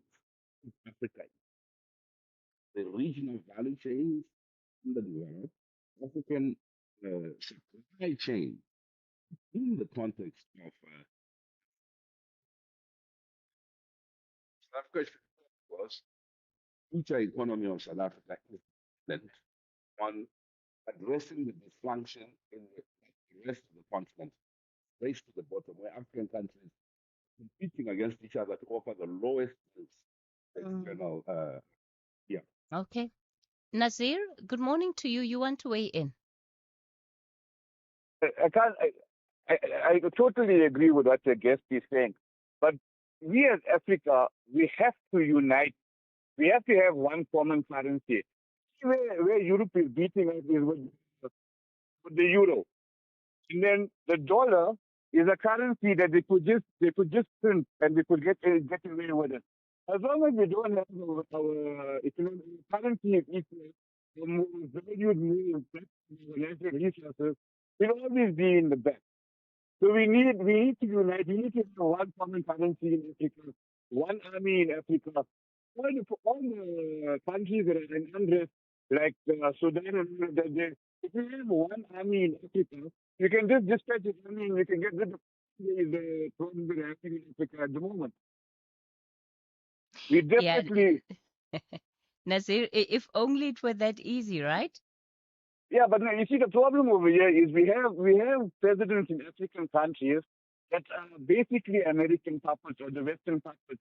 They get money for self investment. They don't worry about the people of their country, and those are the people that don't want to let go because their pockets are full. Like, okay, let's speak about how president James in Africa. I mean, it's public knowledge. Everybody knows his net worth is about 3.2 billion rand. Now he's got so much of money, 3.2 billion. On interest alone, if he's getting a minimum of 10% interest on his income, he's getting 520 million every year as interest. And you still want to be in government and take a high salary, and then you still just overlook all the corruption is going on. Because look at the Ebola incident where they found the details in his house. I mean, just here, all this goes to show you the corruption in the world. You understand? In Africa itself. So we as the people of Africa, we as the citizens of Africa, we need to say that we're tired of these leaders that are there for self-investment. At the end of the day, this monetary currency system is such a system. 2% of the world's population is living in working all the world's wealth, and 98% of the world's population is living in poverty. So we can see this monetary system is not working for us. We should think of changing the system. The system is in effect from the 16th century when they started the first World Bank. They just started printing money and lending money out. And what did that it or nothing? Then they started colonizing the world and taking the resources of the world, and they started giving our resources value. For example, they dictate to you what your gold is worth, what your diamond is worth, what your oil is worth. They dictate to you. At the end of the day, we have all the resources in Africa. If we have to say, let's pool our resources together and practicing on a currency that is not resources, you will outdo the euro, we outdo the dollar, we might speaking currency after that. It's just Okay, that Nazir. Africa has been put in the So sorry, Nazir. I have to cut you off there because we are running out of time for this conversation. But you're saying Africa must create its own table instead of wanting a seat at the table. But as things stand, there's so much fragmentation. Countries are negotiating and wanting to go into these deals on their own. Frank, just a minute for your parting shot. Okay, thank you very much, Uskesi. Look, I can't disagree with you, and I appreciate what my colleague said in terms of many issues of global agency. I wanted to I think we should hear about also look at what kinds of skills, the type of beneficiation and we have the necessary skills. No, what kinds of skills can we necessary in that when this processing takes also we have but, but as a cutting short also, I want to reflect on two things. One, as for a long time, Africa, particularly during the era of Mozart, there was talk of infrastructure development. And when you look at the burden of infrastructure was on the state. And build infrastructure, yes, and then I think it's been unfair because state build infrastructure will be utilized by private. So I think states need to get into trouble with businesses, give that infrastructure development to business, because business is going to be the one that. And then the last point, which is the issue of financial output, is there in the. I think it's also a big point. But that we are not, we tell you that we are not doing anything to curb this financial outflows from the continent. We don't have that conversation. How do we build an institutional architecture that will be continental and regional? That is going Okay. to keep this money in the continent. Let me thank you both for your time and your insights into this conversation. It's time for the 11 o'clock news update. SAFM 104 to 107 nationwide.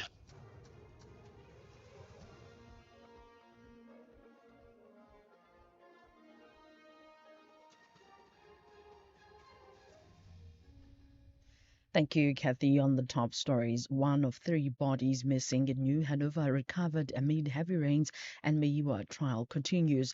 For SAFM News, I'm Ondelambana, and a very good morning.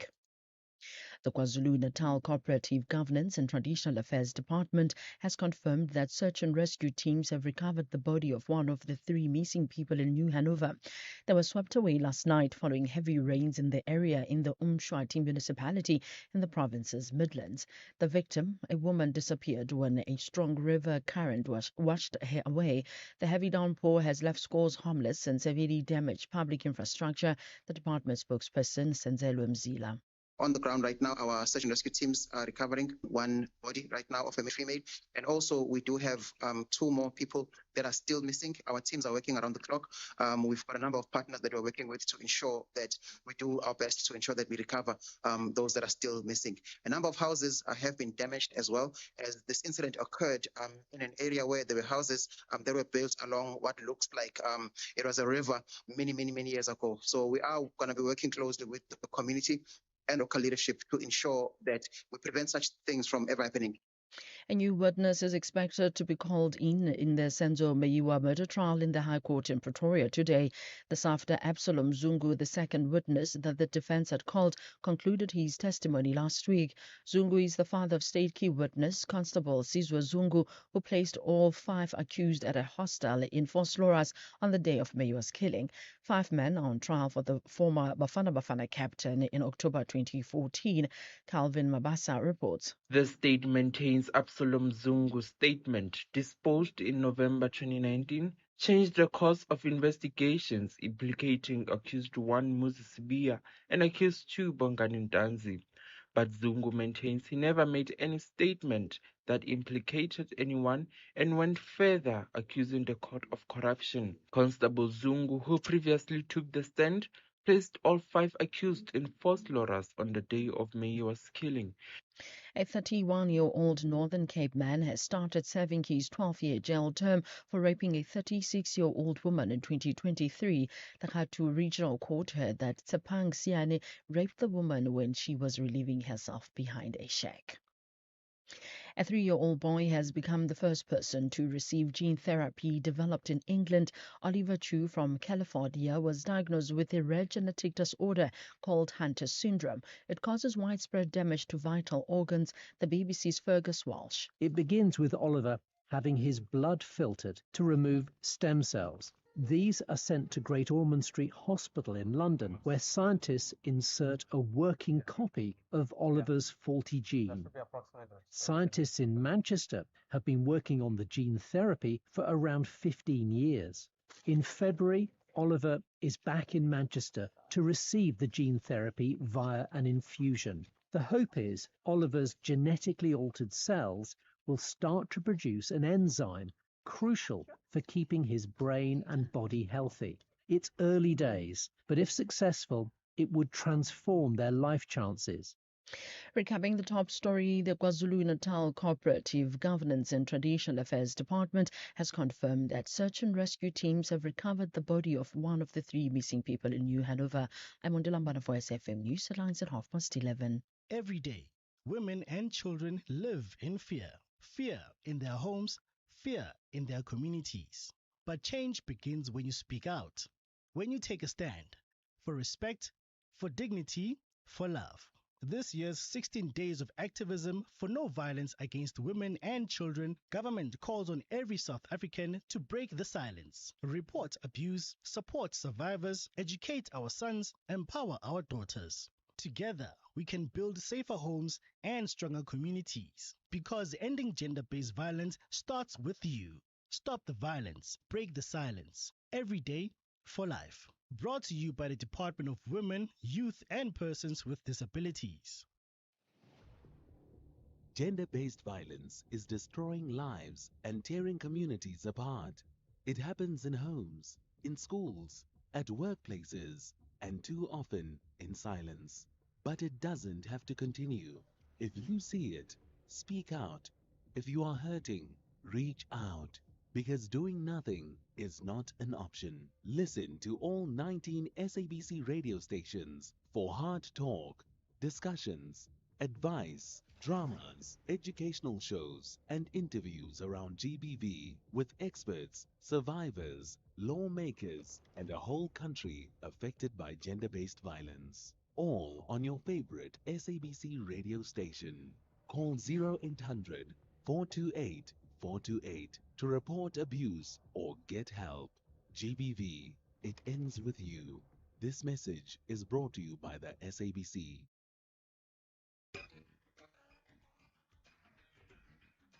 The Talking Point with Cathy Mohlahlana. Weekdays, 9 a.m. till midday.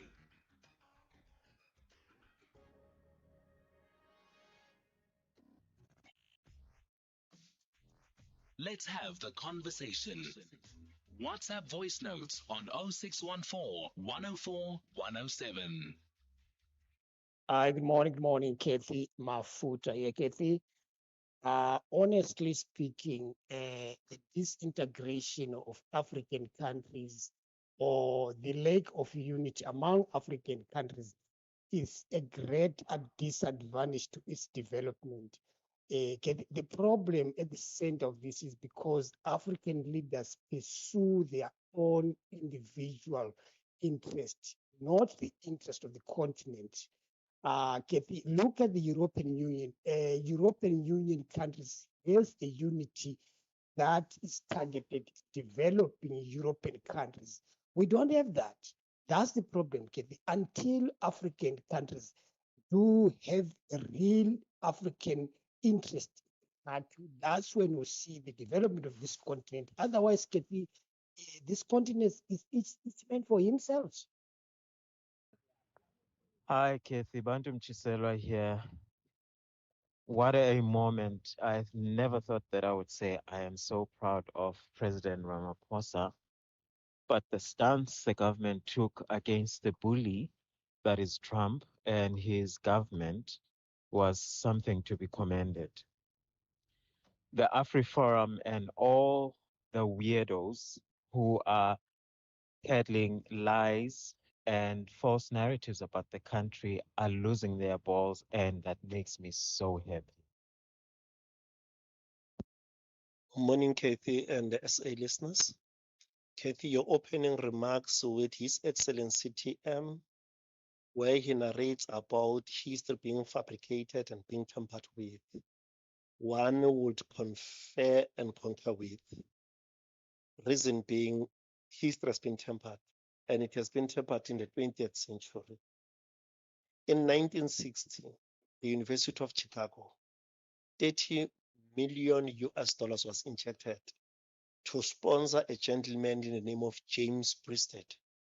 James Priested died having 32 degrees. 29 of those 32 degrees were PhD from different field of study.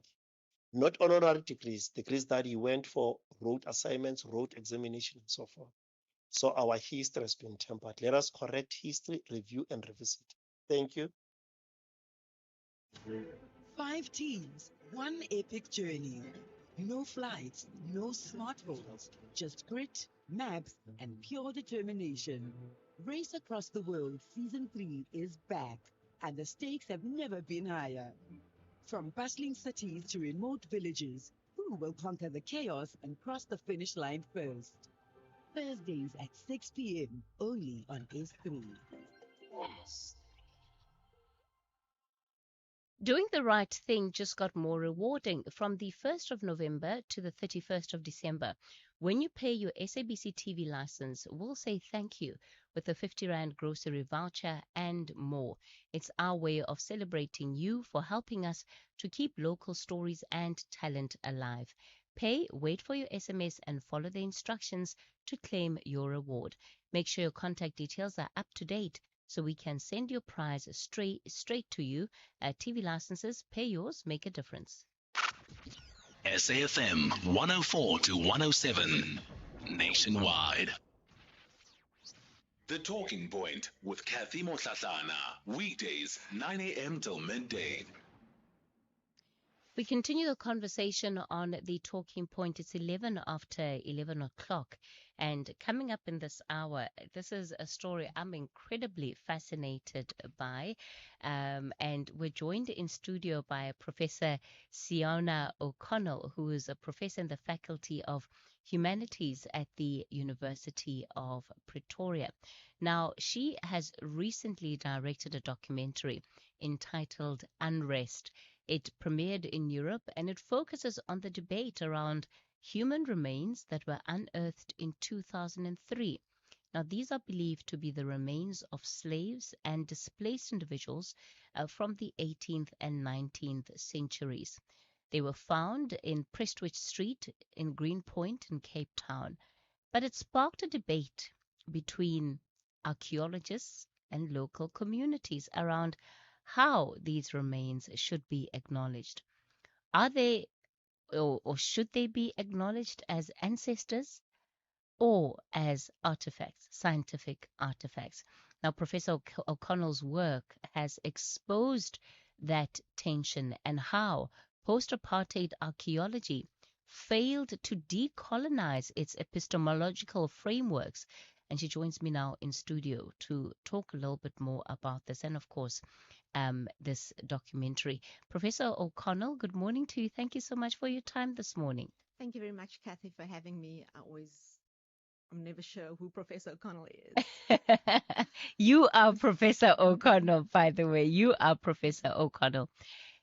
I want to start first with the story. I find it just such a fascinating one that, and it really speaks to, I guess, some of the ghosts of our past that we have not yet dealt with. And they come up in these situations that seem like they are easy situations to deal with and navigate through, but clearly it's not the case. Definitely, I think you've hit the nail on the head.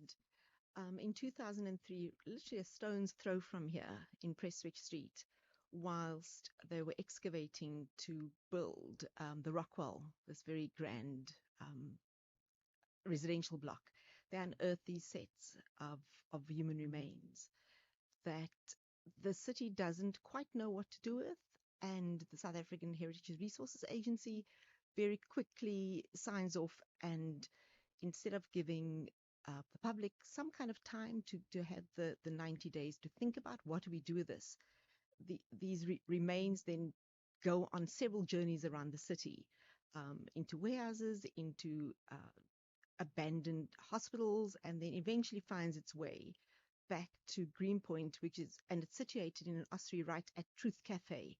So if you drive past, if you're at that traffic lights, we always get stuck.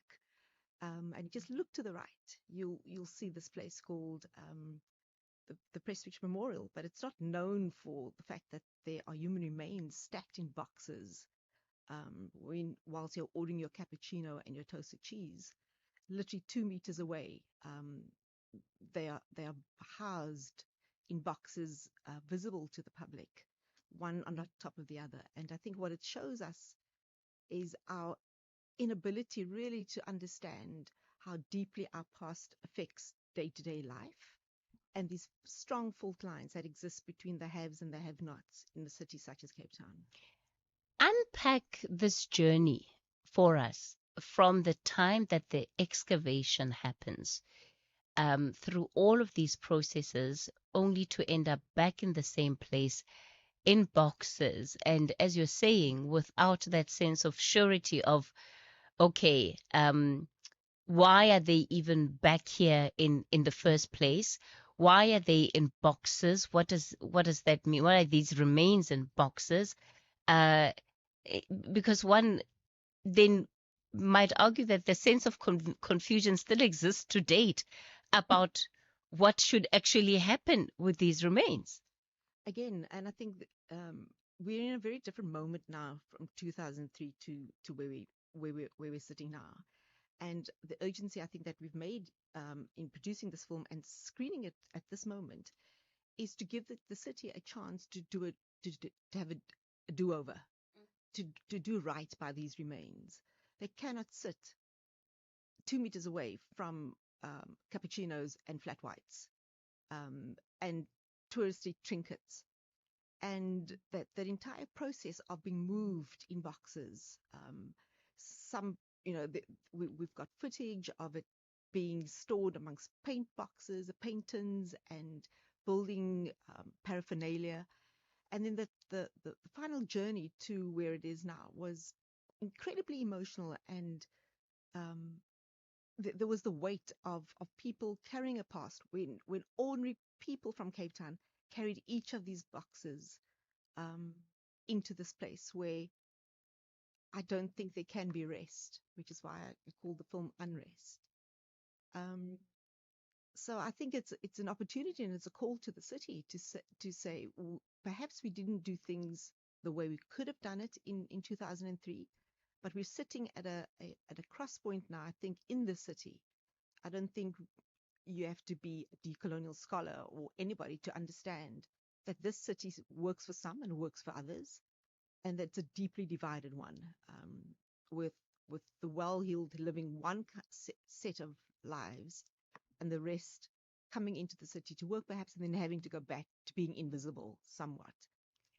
What do we know archaeologically about the history of these remains? Because one would imagine that upon discovery, the first point of call would have been to try and assess what the history related to these remains is or was or has been, so that if there are any linkages of that in the present, then it is those affected groups that, number one, need to be informed, need to be part of any conversation process of what should be the next step. So there's two ways of looking at this. So that whole press switch, that whole precinct, were burial sites for the various churches, the Catholic Church, the Methodist.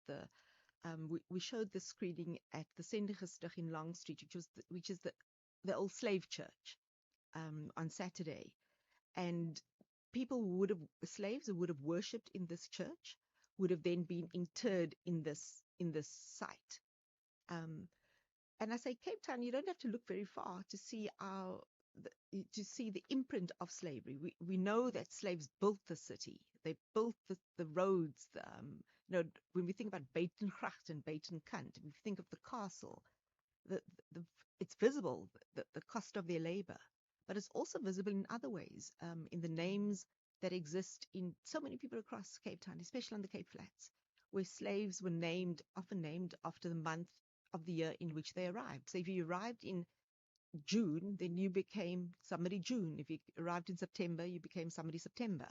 So we have these surnames. So we don't have to look very far. We just have to look at surnames. We have to look. We look at how people literally present, how they look, the practices in food and dance and music and so forth. So slavery is something I think that the city of Cape Town hasn't really begun to tease apart, the legacies of slavery in the city. And then equally, we haven't really begun to think of the legacies of slavery for the rest of South Africa, that this is not just a city of Cape Town issue. Slavery built this country in fundamental ways. And I think being situated at the University of Pretoria is a signal to those in the Cape and around the country that we take this business of slavery seriously and the study of slavery seriously. So, in your view, then, Prof, having done all of this work of documenting the stories, not only of these remains, but I think of the broader community and what different voices have to say about it. Firstly, perhaps let's talk about what the different voices have said about what it means. I mean, just the idea that you have this precinct that is built on these former graveyards. It's eerie. But at the same time, this was in the 18th, 19th centuries. It's a long time ago. Can the city be forgiven for not having known about this? And is the onus more than on upon discovery? What must happen? I think it's well documented that we knew that this precinct was sites of graveyards, extending pretty much the Greenpoint Stadium. It's known, and when you look at the photographs of these excavators, these diggers that go in and they dig up and they unearth, and you see these skulls, and it absolutely grabs you by the throat. And this became a really personal project for me because a couple of years ago, again working on slavery, I find my great grandmother's baptism certificate, and she was baptized in the slave church. So it means that she was the granddaughter of a slave. And I could not understand, well, we were Catholic, and she went to this weird church that had a dominee. And once these pieces started to fall into place, so began my own journey of falling into place, trying to figure out who I am with all these different pieces. And this is not just an academic exercise. It's not, well, it's human remains. I mean, so many years ago, it doesn't really matter. Surely scientists should be allowed to study it. We can learn things. Until us at the screening at the slave church on Saturday, we were ordinary people who were so overwhelmed and emotionally overwrought when they saw this film. Firstly, they didn't know. And they didn't. They talked to them. They framed their conversations as human beings. These are human beings. How could they do this? And I think what these remains come to stand in for, especially when I heard those conversations, is the silencing or the pushing aside of those experiences of people who don't matter. That you don't matter. You sit on the edge, and it was deeply emotional to hear that. But equally, I was on another radio station on Friday, and a couple who they bought in Prestwick Street.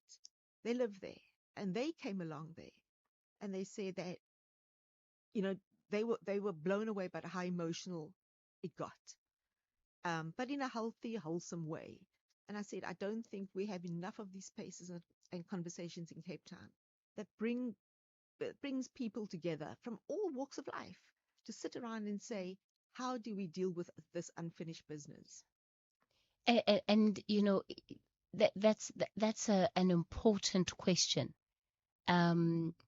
because there will be those who will be looking at the situation from the prism of what exists today, that you've got industry that is set up, people have made investments, monies have been paid, so what do you expect them to do? To pack up and leave? And then what? So how do we have that conversation in a way that honors the past? I think truly so, but then also acknowledge the present. And I wonder what even an acknowledgement in the present would need to look like for it to be sufficient in honoring that past. You should be writing books. You really are saying things that I wish I could be taking notes. It's not. We understand there's so many things we can't put back. We can't reconstitute things. We can't put people back in homes in which they were forcibly removed. We can't change the narrative of slavery. We deal with its after effects. We understand when we think about fetal alcohol syndrome in the Western Cape being the highest in the world, for us to be able to think about its connection to the DOP system, to connection to slaves being sent out to farms to establish viticulture, and that effect through it. When we think about our high GBV rates, and it's unconscionable in South Africa, and we start thinking back about how violent we are, that during slavery, not a single man, slave or slave owner, was ever convicted of rape or an atrocity against a woman. So we are built on, our country is built on this. It's built on violence, and violence begets violence. But I also know we can't kick people out of homes. We can't demolish apartment blocks to rebury. But I don't think that should preclude us from having these difficult conversations and say, okay, we've got to do the right thing. Human remains deserve to be buried. They do not deserve to be in a coffee shop. And my call is really to the city and to Cape Townians. I mean, I'm born in the city. I want to see it work. But if we don't deal with the past, it comes back to haunt us. And I use that word deliberately in different ways and means down the line. Okay, Prof. I need you to clarify. I mean, I've never been to this coffee shop that you're talking about. Are you saying that the remains are next to the coffee shop, in the coffee shop, and if you're saying that they're visible to the public eye, is it like a window? Like if you see them, let's say, as if you can look into what is happening in the shop, you can see a box where they are. Explain it vividly for our listeners, because I know many people who, like me, have never been to the precinct would want to build that mental picture of what this looks like. So whenever I go to Prestwich, to the memorial, it's always windy. So there's always litter, there's always litter around in that area. And it's just opposite the Salesians. I think there's a pretty close to where a nightclub used to be that I may have gone to when I was younger. And you enter it and you see the coffee counter on the right, and there's lots of touristy paraphernalia that you can buy. I'm pretty sure a lot of them is made in China. And then you can't miss this. And then you'll have some information boards that talk about District 1. So this was District 1. And then it must be a matter of 2 meters. You kind of go through this little door, and I say little because it's short, as you kind of need to duck. And it's the light is somewhat darker or subdued.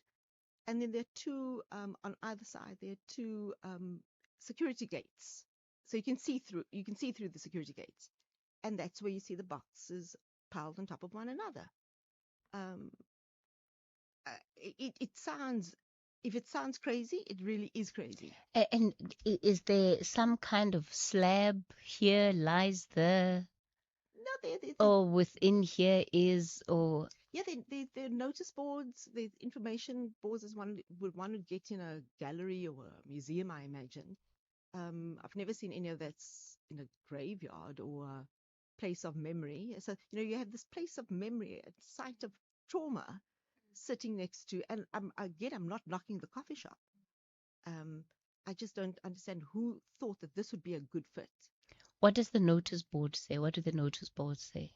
It tells the story of the remains being found in Prestwich Street, and who they may have been. And equally, I think telling is a visitor's book, and the comments they are telling, because you can see the anger coming out, that this is a travesty. It should not happen. They should be buried. We should not, so it's very easy to see that. But I'm not sure that many people, and it's not a very big space, probably like there. So I'm not sure many people, if they come in to order their cappuccino, their flat white, and the croissant with jam and cheese, probably even venture to walk 2 meters or look at it. Have you interviewed the guys at the coffee shop? No, or because spoken to them? these again, and these are these are workers who come into the city, but it's bizarre because there's music playing. You can have music. Prof, I mean, I'm more fascinated by whether or not they can hear the bones rattling from time to time. Yeah. Oh my gosh, what a story. Man, what a story. Okay, so we're going to continue with Professor O'Connell in a moment. For now, it's 11:30. Let's take the latest news headlines. Thank you, Cathy. On the news headlines, Parliament's Standing Committee on Appropriations has written to Finance Minister Enoch Godongwana to seek clarity on the cost of hosting the G20 Leaders Summit. The KwaZulu-Natal Cooperative Governance and Traditional Affairs Department has confirmed that search and rescue teams have recovered the body of one of the 3 missing people in New Hanover, and 3 people have been killed in a collision between 2 vehicles between Fort Beaufort and Adelaide in the Eastern Cape. The collision, which involved a car and a truck, happened yesterday. A full update follows at the top of the hour. SAFM 104 to 107 nationwide. The best of the good life is coming back in 2026. But first off, Billings, Jonathan, Fez, and myself reunite for a road trip to the top beaches in SA. Kraalbaai, Camps Bay, Boulders Beach, and Nature's Valley. Don't miss the Top Billing Reunion Special, Thursday 27th November at 7 p.m. with repeat Saturday 29th at 3 and Sunday the 30th at 1 p.m. S3, open up.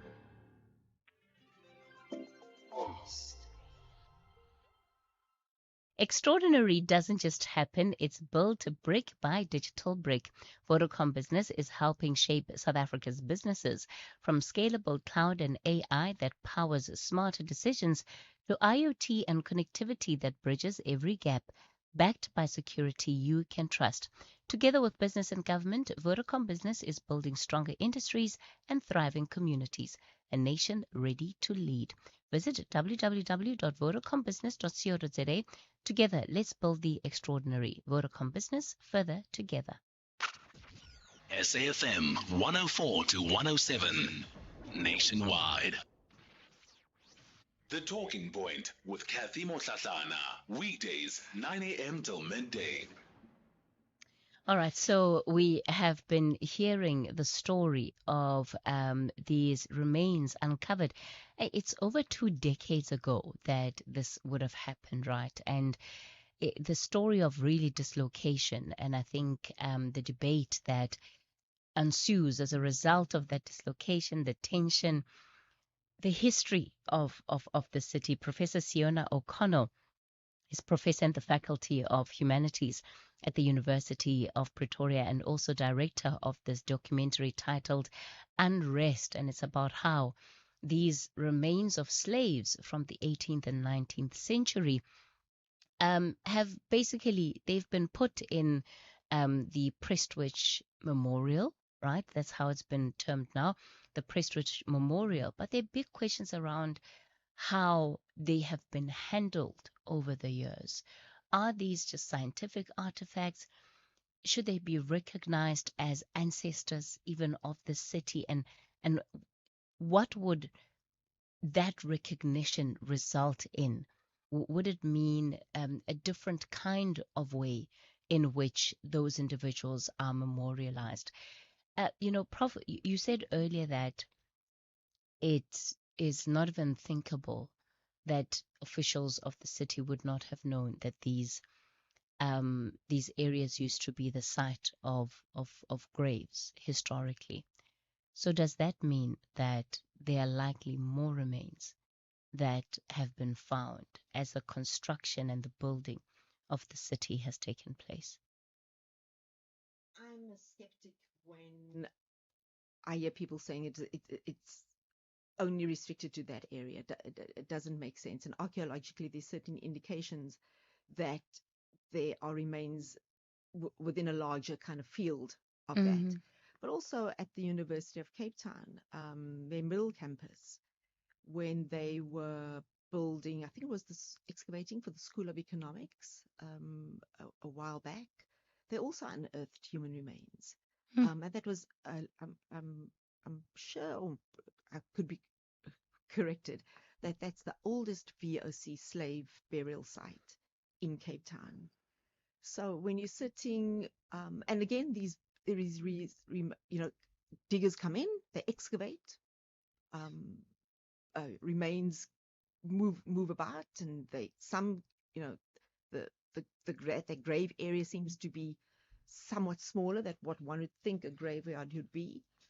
And I urge people to think about these cycles of violence that come back to visit us.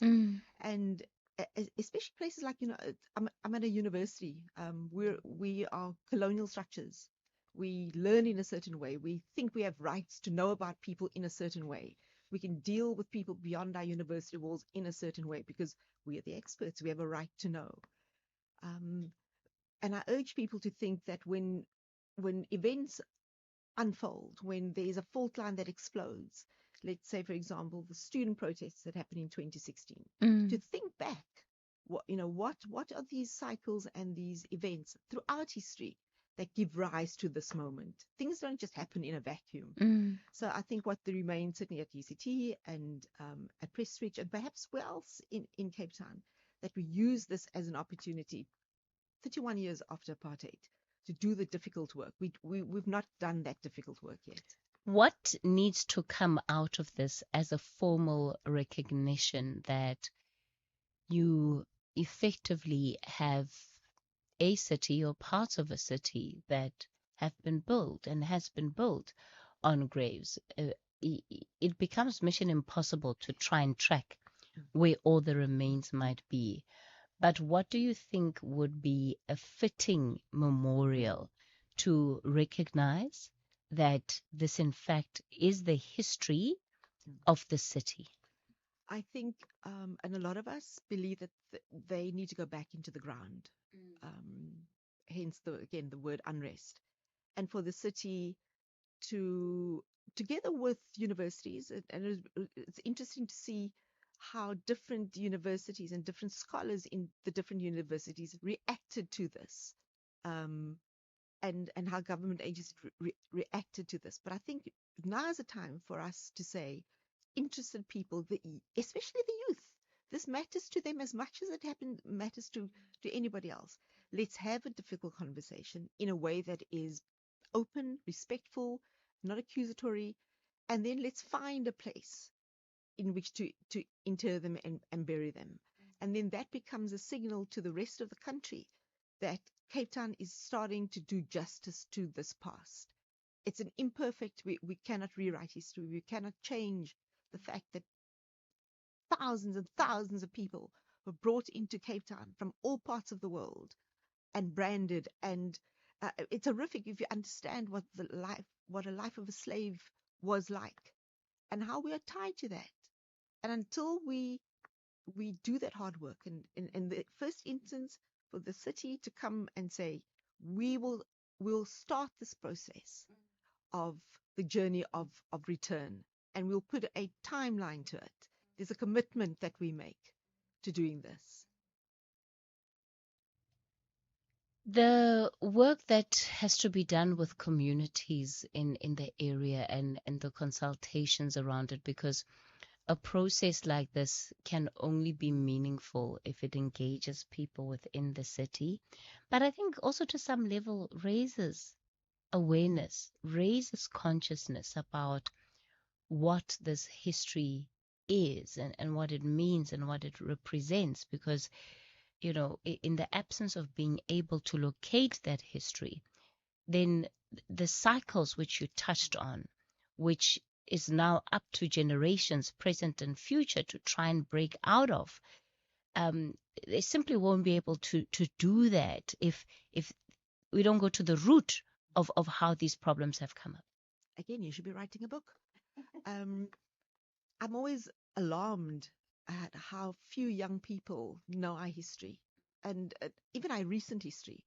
I remember being in a class and showing a picture of Nelson Mandela as a boxer. And I said, "Oh, do you recognize this?" And somebody actually put up their hand and said, "Muhammad Ali." So we can talk about June the 16th, 1976. They have no idea what I'm talking about. the Weinberg 7, Trojan Horse incident, they have no idea. Yet they live, especially those who are not privileged, those who still live in cycles of poverty as a result of intergenerational poverty, that they're living the effects of a past, but they don't understand where it came from. They don't understand that actually they're not at fault. And to know, I can only say to people, when you start to put together the pieces of who you are and where you come from, all those pieces, there's something that says, I now can find my place to belong. We're going to continue this conversation with Prof. O'Connell in a moment. We're going to take a quick break. And yeah, I'd love to hear your reflections on the story as well. You can send us some WhatsApp voice notes, and I'll take one or two callers on this issue. SAFM 104 to 107 nationwide. SAFM has signed a code of conduct that is enforced by the Broadcasting Complaints Commission of South Africa. Under the code, we are committed to giving news that is accurate, comment that is fair, and programming that is not harmful, does not amount to hate speech, or contain violence or explicit sex. If you think we are not living up to that code, then you can inform the Broadcasting Complaints Commission of South Africa. Direct any complaints in writing to the Broadcasting Complaints Commission of South Africa. PO Box 142365. Craig Hall 2024. Fax to 011-326-3198 or an email to bccsa@nabsa.co.za. For more information, please visit www.bccsa.co.za. SAFM's award-winning drama department presents to you the radio drama series Skyline. Passage cockpit medical emergency now. Cabin crew to your stations. Where the skies promise adventure, but behind the cabin doors, untold secrets are found. Signing off on cheap parts they installed like it's nothing. Catch the radio drama series every Saturday at 9 p.m. on SAFM, leading the conversations that move us. The Talking Point with Cathy Mohlahlana. Weekdays, 9 a.m. till midday. All right, so I'm going to bring in some of our listeners on this very question. I'll start with Ronnie in Durban, who sent a message. So, Prof. O'Connell, Ronnie wants to know about the findings of Emirates Cyril Homrich and those artifacts in Cape Town. And if you know anything about that. And he also adds here about our forefathers that were murdered on farms and their graveyard levels and plants on top of those farms. Do you want to weigh in on that? Yeah, whilst not commenting on that specific case, we it's not only Prestwich Memorial that has human remains. There are museums in South Africa that have human remains in their collections. Recently, we had a reburial of 60 to 70 of them up in the Northern Cape.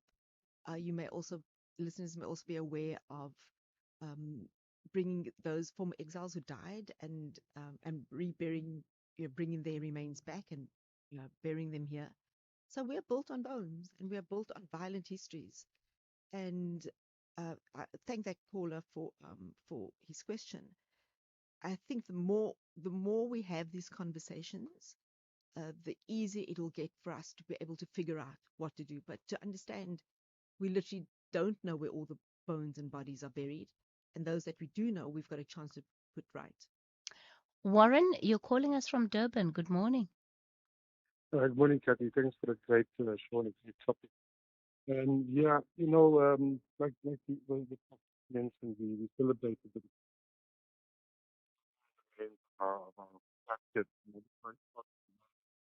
the healing that goes on with it. Our institutions are still holding human remains. In particular, when they lead the with Chinese intensive work. So yeah, it's 1900 and 1900. Some of our universities still hold the skeletons of these workers. Research is still being done. One really is puzzled about how they can justify considering that the provenance of this material is questionable. It's not up to us as lay people challenging the institutions when we discover these things, by chance or, along the way. Institutions really need to show us that they're going through and cleaning their scoop. And Warren, it's only point. Yes, ma'am? what do you think might be a relevant approach here? Because of course there could also be an argument that without study, then there's an inability to link the history of, part of what these remains, the story that they may hold. So is it a case of yes, the academics, the archaeologists can come in, but it must be for a particular time. It can't be indefinite. How do you think we can be approaching it before I give Professor O'Connell the opportunity to respond? Well, I think the universities must be way more transparent about what they have in their collections, where the material comes from, and the ethics process of classification of them holding this material and making it available to them. The research is of such a significant value that overlooked or balanced issue. Is another thing that needs to be openly discussed. But I find it very difficult, to hold the human remains of people who were brutalized in very recent history, and don't reflect about this. And then, we play all sorts of games, and people want to understand how they by holding them. And it's really, need to return these materials. Thank you for that reflection, Warren. Prof? I cannot agree with you more. I'm part of the University of Pretoria is part of a project with European universities looking at an anthropological collections is sitting right in front and center and is actually the fault line that is threatening us to pull us apart. And I think my call is to all South African universities to at least provide an audit so that we know what's in these collections. I don't think we've done that yet, and it sits across various faculties. So I think in the first instance, and to be guided, or perhaps under the umbrella of the Department of Higher Education, to say what do we have? Let's reveal the provenance and so forth, how long we've had it and so forth, because human remains sits at the heart of South African universities' claim to want to know in a certain way, and in a way to keep the business of real transformation at bay, because it's for knowledge production, it's for science and so forth. So human remains gives us that opportunity for universities to introspect and say, you know what, we have the same history. We are as complicit in this. And again, I think we should have a timeline on it. We all our institutions of higher education in South Africa that have human remains in their collections, we should have some kind of audit so that we know upfront what are we sitting with. Sure. What a fascinating conversation. I'm going to be thinking about this conversation for a while, for a really, really long time to come. Professor O'Connell, let me thank you so much for coming onto the show and for sharing your insights. That's where we leave it on the talking point for today. The show back with you again tomorrow between 9 and midday. Chew on that. That's a terrible phrase given the conversation we've just had. No, don't chew on it. Just go and think on it. Bye. If you think you cannot afford a lawyer, think again. Clientele Legal has made professional legal services affordable. You receive up to 745,000 Rand worth of legal services per year. Our range of plans include cover for you, your spouse, children, and extended family. Plans include cover for civil, criminal, and labor-related matters. Whether it's protection orders, gender-based violence, uncontested divorce, or poor service, your Clientele Legal lawyer will be there to assist you. Our services are convenient. Simply pick up the phone and call your lawyer or send us an email and we'll get back to you. All plans include a bail benefit of up to 5,000 Rand, and we'll go to the police station and pay it for you. Plus, Clientele Legal offers you 24-hour telephonic legal advice. SMS SAFM to 32195. That's SAFM to 32195. Clientele General is an authorized FSP and licensed non-life insurer.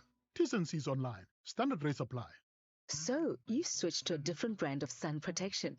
And you're still getting vitamin E and UV filters for high sun protection and a safer summer. Plus long-lasting water-resistant skin protection that's approved by skin specialists and the Cancer Association.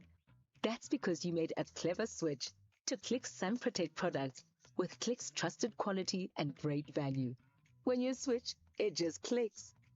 Switch and save only at Clicks. SAFM 104 to 107 nationwide. Please note that the views expressed in this book are not that of the station. Listeners' discretion is advised. SFM presents another episode of the book Boardroom Dancing by Nolita Fakude, read by Vuyokazi Ted.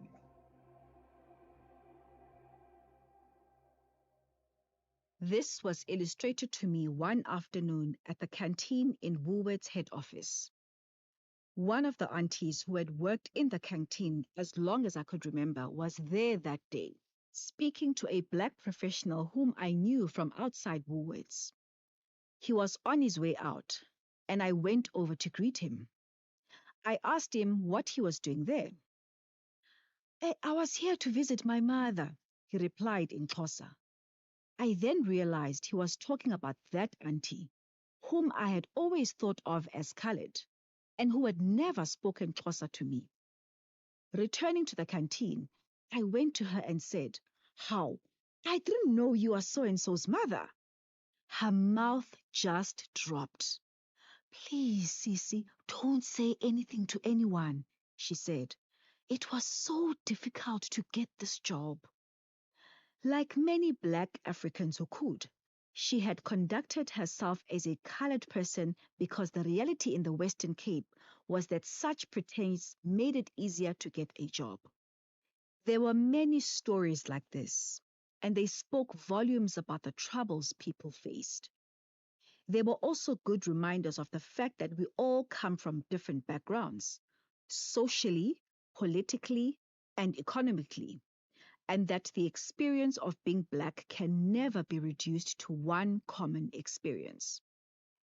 At the BMF, we often spoke about the depth and breadth of the black experience and how all those different histories had to be respected and acknowledged. Chapter 6: Earning a Place at the Table.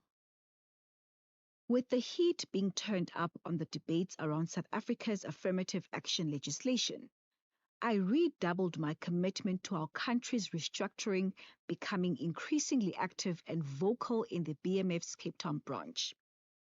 At that time, our regional chair, Gavin Peterson, was pushing for the Western Cape to host the organization's 1997's annual conference. However, with our one branch, the national office told us that we could not compete with the Gauteng and KZN regions. To be a serious contender, we would have to increase the number of BMF branches and members, initiate more active programs that our members saw value in, and influence the national discourse through the robust debates on the policy issues related to the BMF's vision of transformation and leadership development. We got to work right away. So much so that between 1994 and 1996, we tripled our membership and opened several branches, including one in Rondebosch, which I opened and chaired. As BMF Rondebosch chair, my duties were to grow the new branch's membership, hold regular forums and critical topics with key speakers addressing our members, and host relevant workshops on transformation and leadership development. Suitably qualified. A key BMF issue during this time was around defining and including a suitably qualified clause in the employment equity legislation, which was still being discussed as a white paper. How to define whether or not someone was suitably qualified for a position was a key question that we as the BMF wanted to have clearly resolved in the legislation. The BMF position was that the requirements for suitable qualification had to be clear and specific, with different jobs reflecting different qualifications. In particular, we wanted to ensure that industry experience and recognition of prior learning could substitute for a 4-year degree where appropriate. For this to function, we needed a transparent framework to assess a person's qualification and experience in a credible and objective way. This is where the National Qualifications Framework, NQF, was developed as part of the Skills Development Act, so that institutions had a recognized framework to measure and validate prior learning as a qualification. As the BMF, we ran workshops and gathered information, bringing people in to discuss these concepts and then developing a clause to add to the Employment Equity White Paper, which expressed our position. We seconded BMF Northwest Regional Chair Zwanele Manyi to lobby together with labor unions, specifically COSATU within NEDLAC, to get that clause pushed through and accepted as part of the Employment Equity Act of 1997. Because of this, the Employment Equity Act of 1997, which includes the clause defining suitably qualified, and the Skills Development Act of 1998, which includes the NQF, should be aligned to and speak to one another, and must be read in conjunction. Together, these acts reflected and underpinned the BMF's argument that you must skill people through different exposures, rotations, and experiences to develop their readiness to take up positions as they arise, which in turn enables companies to meet their employment equity targets. For me, participating in the process of developing a piece of legislation from white paper to green paper to law was a fascinating experience. The discussions that we as the BMF engaged in Parliament with different stakeholders, including the labor unions, also underscored the truth that we all come from these things with our own perspectives.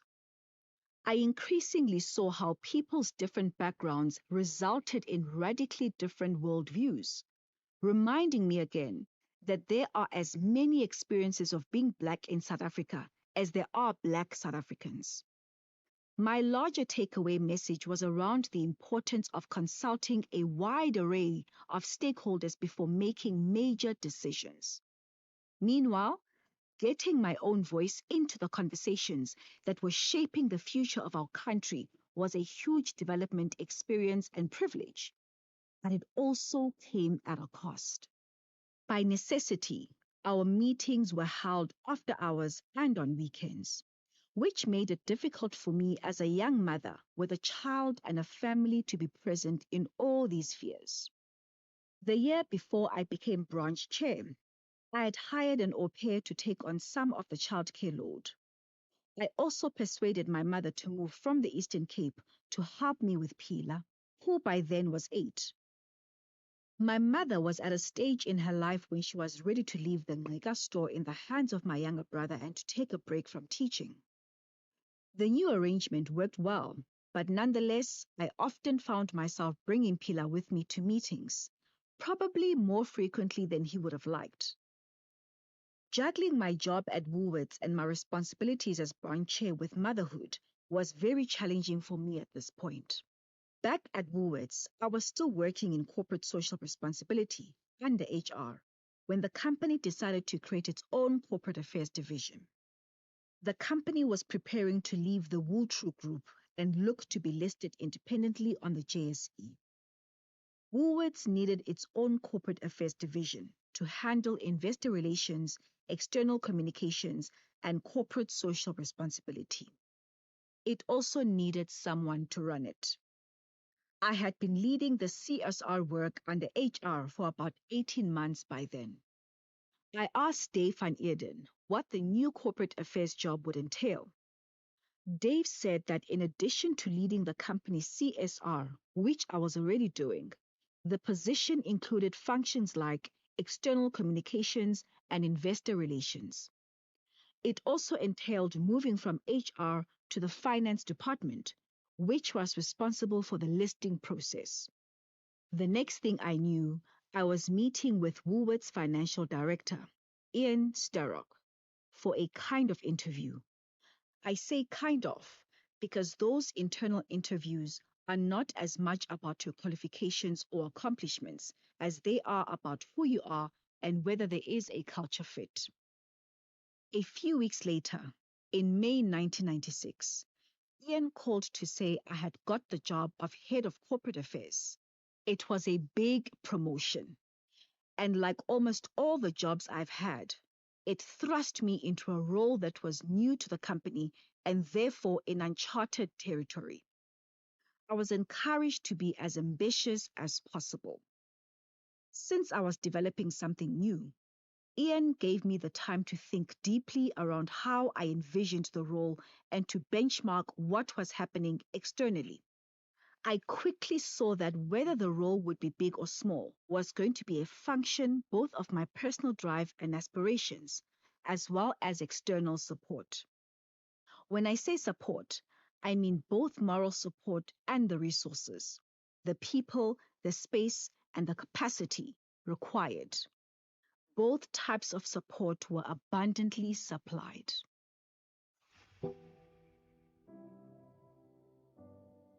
There was another episode of the book Boardroom Dancing by Nolita Fakude, read by Vuyokazi Tebe. The book is available online and in all leading bookstores countrywide. It is broadcast on SAFM at 11:45 Monday to Thursdays on The Talking Point. The book is produced for the station by Vovi Patala, read by Vuyokazi Tebe. Technical production, Wiseman Manele, Nanda Koza, and Tato Mapuru.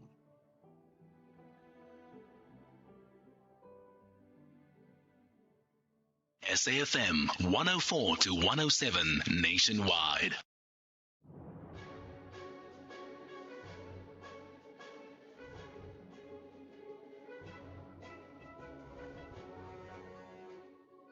Well, just 3 minutes after 12 o'clock on Monday, the 24th of November, 2025. A very warm welcome to Updated Noon here on SAFM. Leading the conversation, I'm Sakina Kamwendo. Coming up in the next hour. The MEC has indicated that this morning the verification process, will get underway so that we have a sense of how many people were affected. But at this stage, there are indications that more than 100 people were affected. Search and rescue teams have recovered the body of one of the 3 missing people in New Hanover in KwaZulu-Natal. The hospital official requested assistance and was willing to offer gratification in order to avoid prosecution in an ongoing investigation. And a member of the Hawks as well as a Tembisa hospital official are expected to appear in the Pretoria Magistrates Court this morning on charges of corruption. And coming up in sport, Proteas in complete control of the first test against India and a lovely moment for Malcolm Marx. Can't wait. John Chirike, he'll be back with more of that. And of course, we want to hear from you as well. 41391, that's the SMS line number. Charged at R1.50 per SMS. You can also get in touch via X at SABC News_radio, or you can send us a WhatsApp voice note on 082-692-3909. Well, these and more stories coming up on this Monday edition of Updated Noon. First, though, is your latest news with Ondelambana.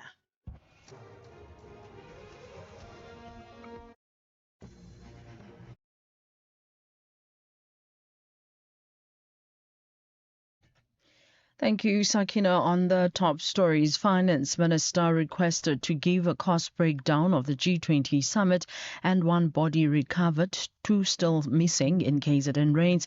For SAFM News, I'm Ondelambana and a very good day.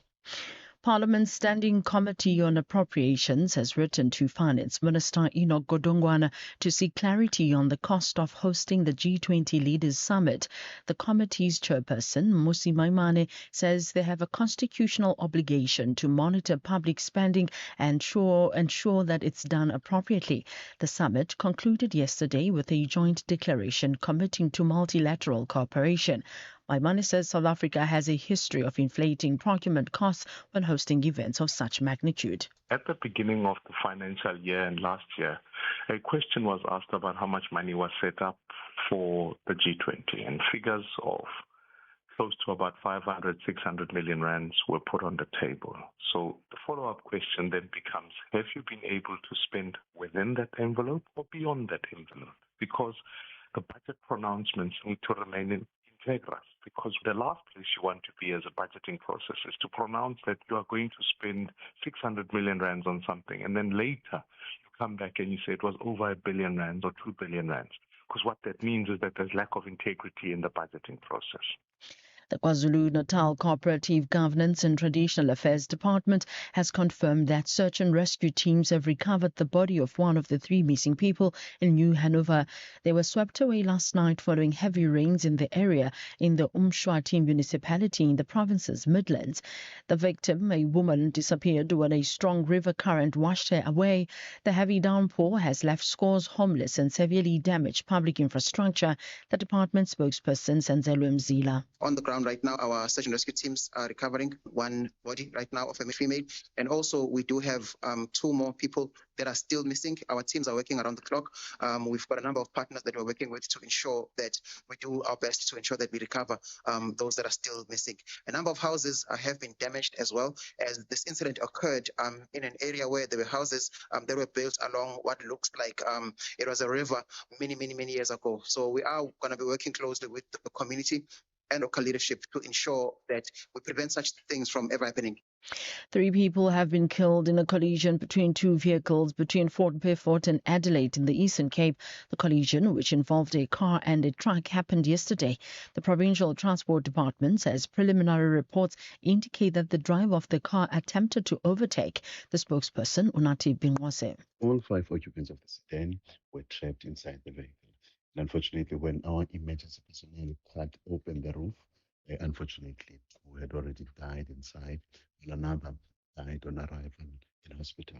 And the MEC for Transport in the Eastern Cape has warned that one risky attempt at overtaking can have devastating consequences, and has urged motorists to be extra cautious, be extra vigilant, and help us reduce any further loss of lives on our roads. The city of Tshwane says a team of technicians has been dispatched to investigate the cause of the power outage in some areas. The affected areas include Wonderboom South, Capital Park, the Pretoria CBD, Hatfield, Sunnyside, Gazina, Collinby and Arcadia. The city's spokesperson Lindela Mashiko. Sub-transmission team has been dispatched and will provide detailed feedback once the investigation is completed. Residents and businesses in the affected areas are urged to switch off sensitive appliances to prevent damage when power is restored. We will update you as soon as more information becomes available. An attack on a security headquarters in the northwest Pakistani city of Peshawar has killed 3 paramilitary personnel and wounded several others. The compound houses the Federal Constabulary Paramilitary Force. The BBC's Caroline Davis reports. Witnesses told local media they heard 2 loud explosions around 8:10 on Monday morning. Rescue teams are at the site and a local hospital said 5 people with minor injuries had been brought in. 2 police officials have told the BBC the attack was carried out by 2 suicide bombers. One official said 5 soldiers and 7 civilians were injured.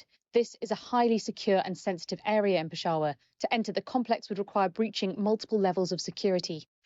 Recapping the top story, Parliament's Standing Committee on Appropriations has written to Finance Minister Enoch Godongwana to seek clarity on the cost of hosting the G20 Leaders Summit.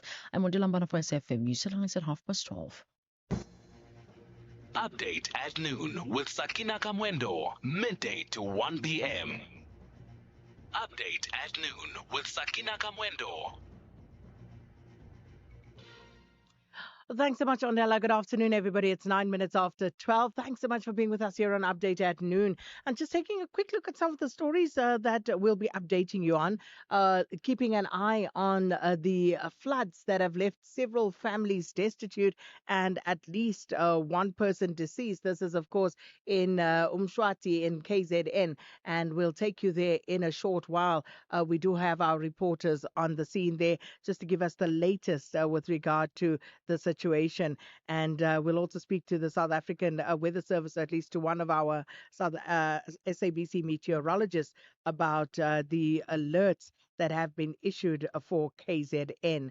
And then a police official attached to the Directorate for Priority Crime, or the Hawks as they colloquially known, and also an official from Tembisa Hospital are expected to appear before the Pretoria Magistrates Court facing charges of corruption. Now, it's alleged that on Friday last week, the Hawks official, or rather another Hawks official, was approached by a 41-year-old suspect who is a sergeant with the Hawks, and the sergeant informed the officer that a 53-year-old Tembisa Hospital official wanted to meet with them regarding an ongoing investigation linked to Tembisa Hospital.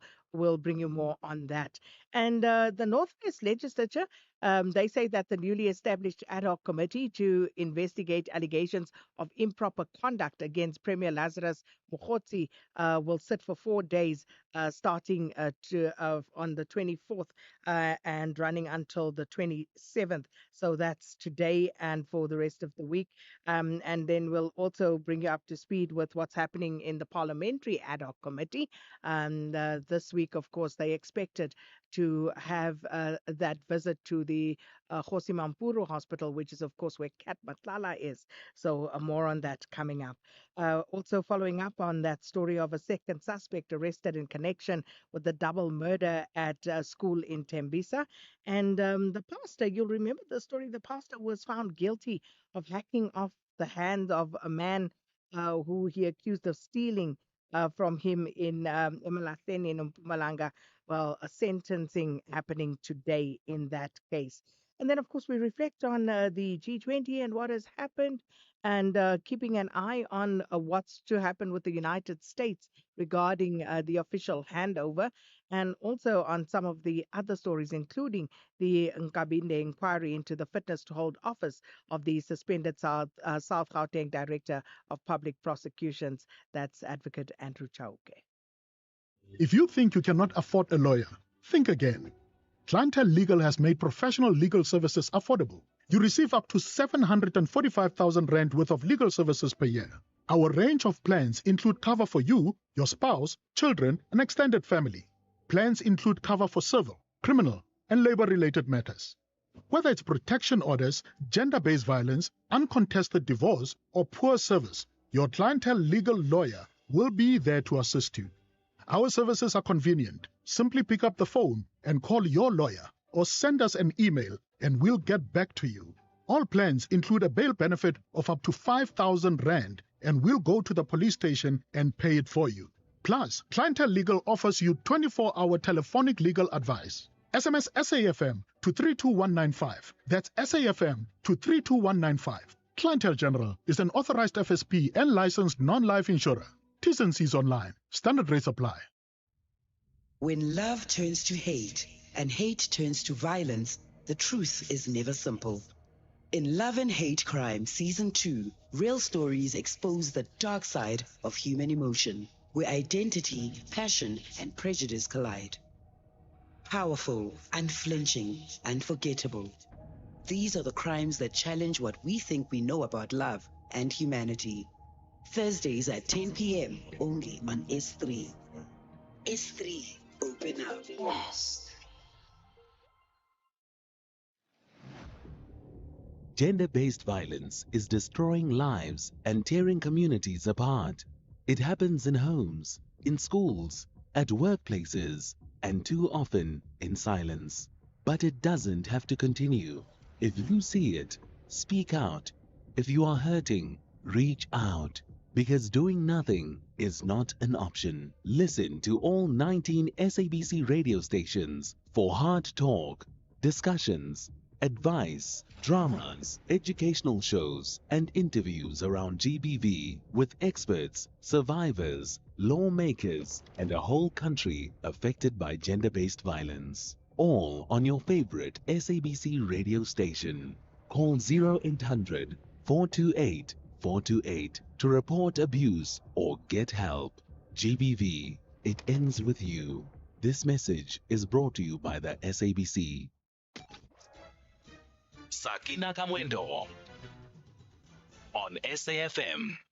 Now, the body of an elderly woman that was trapped between rocks and debris at Umswati local municipality in KwaZulu-Natal Midlands has been retrieved. And this follows heavy rainfall last night, which resulted in damage to various properties and local infrastructure. Two more people remain missing and are believed to have been swept away by the floods. Now, search and rescue teams, they are also using drones in trying to locate the other missing people. And while heavy machinery was also used to assist with the removal of debris around a riverbank where the body of the woman was trapped. Our reporter, Nonhlakanipho Magwaza, caught up with one of the search and rescue personnel on the scene a short while ago. Our rescue efforts were a bit challenging. Why? Because the boat was stuck log or tree. We had to cut that tree using our chainsaws.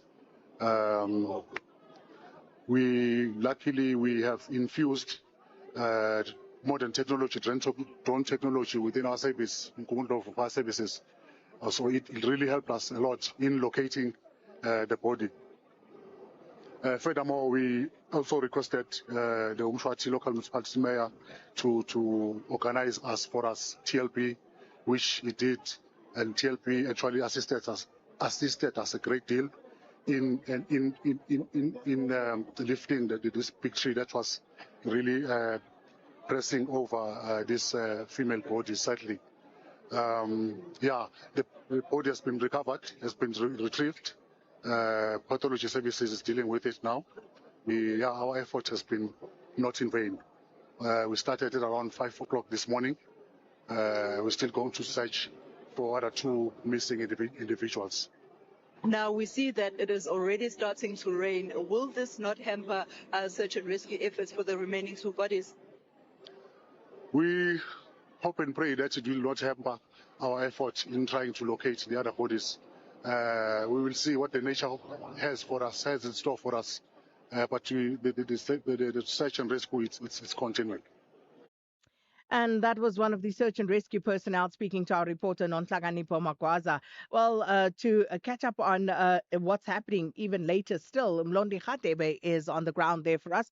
Mlondi, good afternoon. Firstly, just give us a sense of what's happening at the moment post the retrieval of the body of the woman. Thank you very much, Katrina. That there was great reported today. Exactly one was recovered. We managed to speak to the families. Some of the families who still are their loved ones. Tell us that one of the persons they maybe he found alive in the what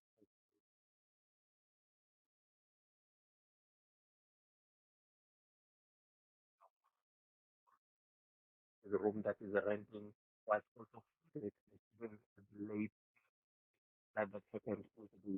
When we speak to the community as well as the Umswati mayor, told us that the people usually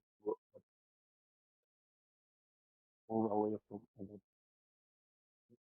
community hall and to the residents.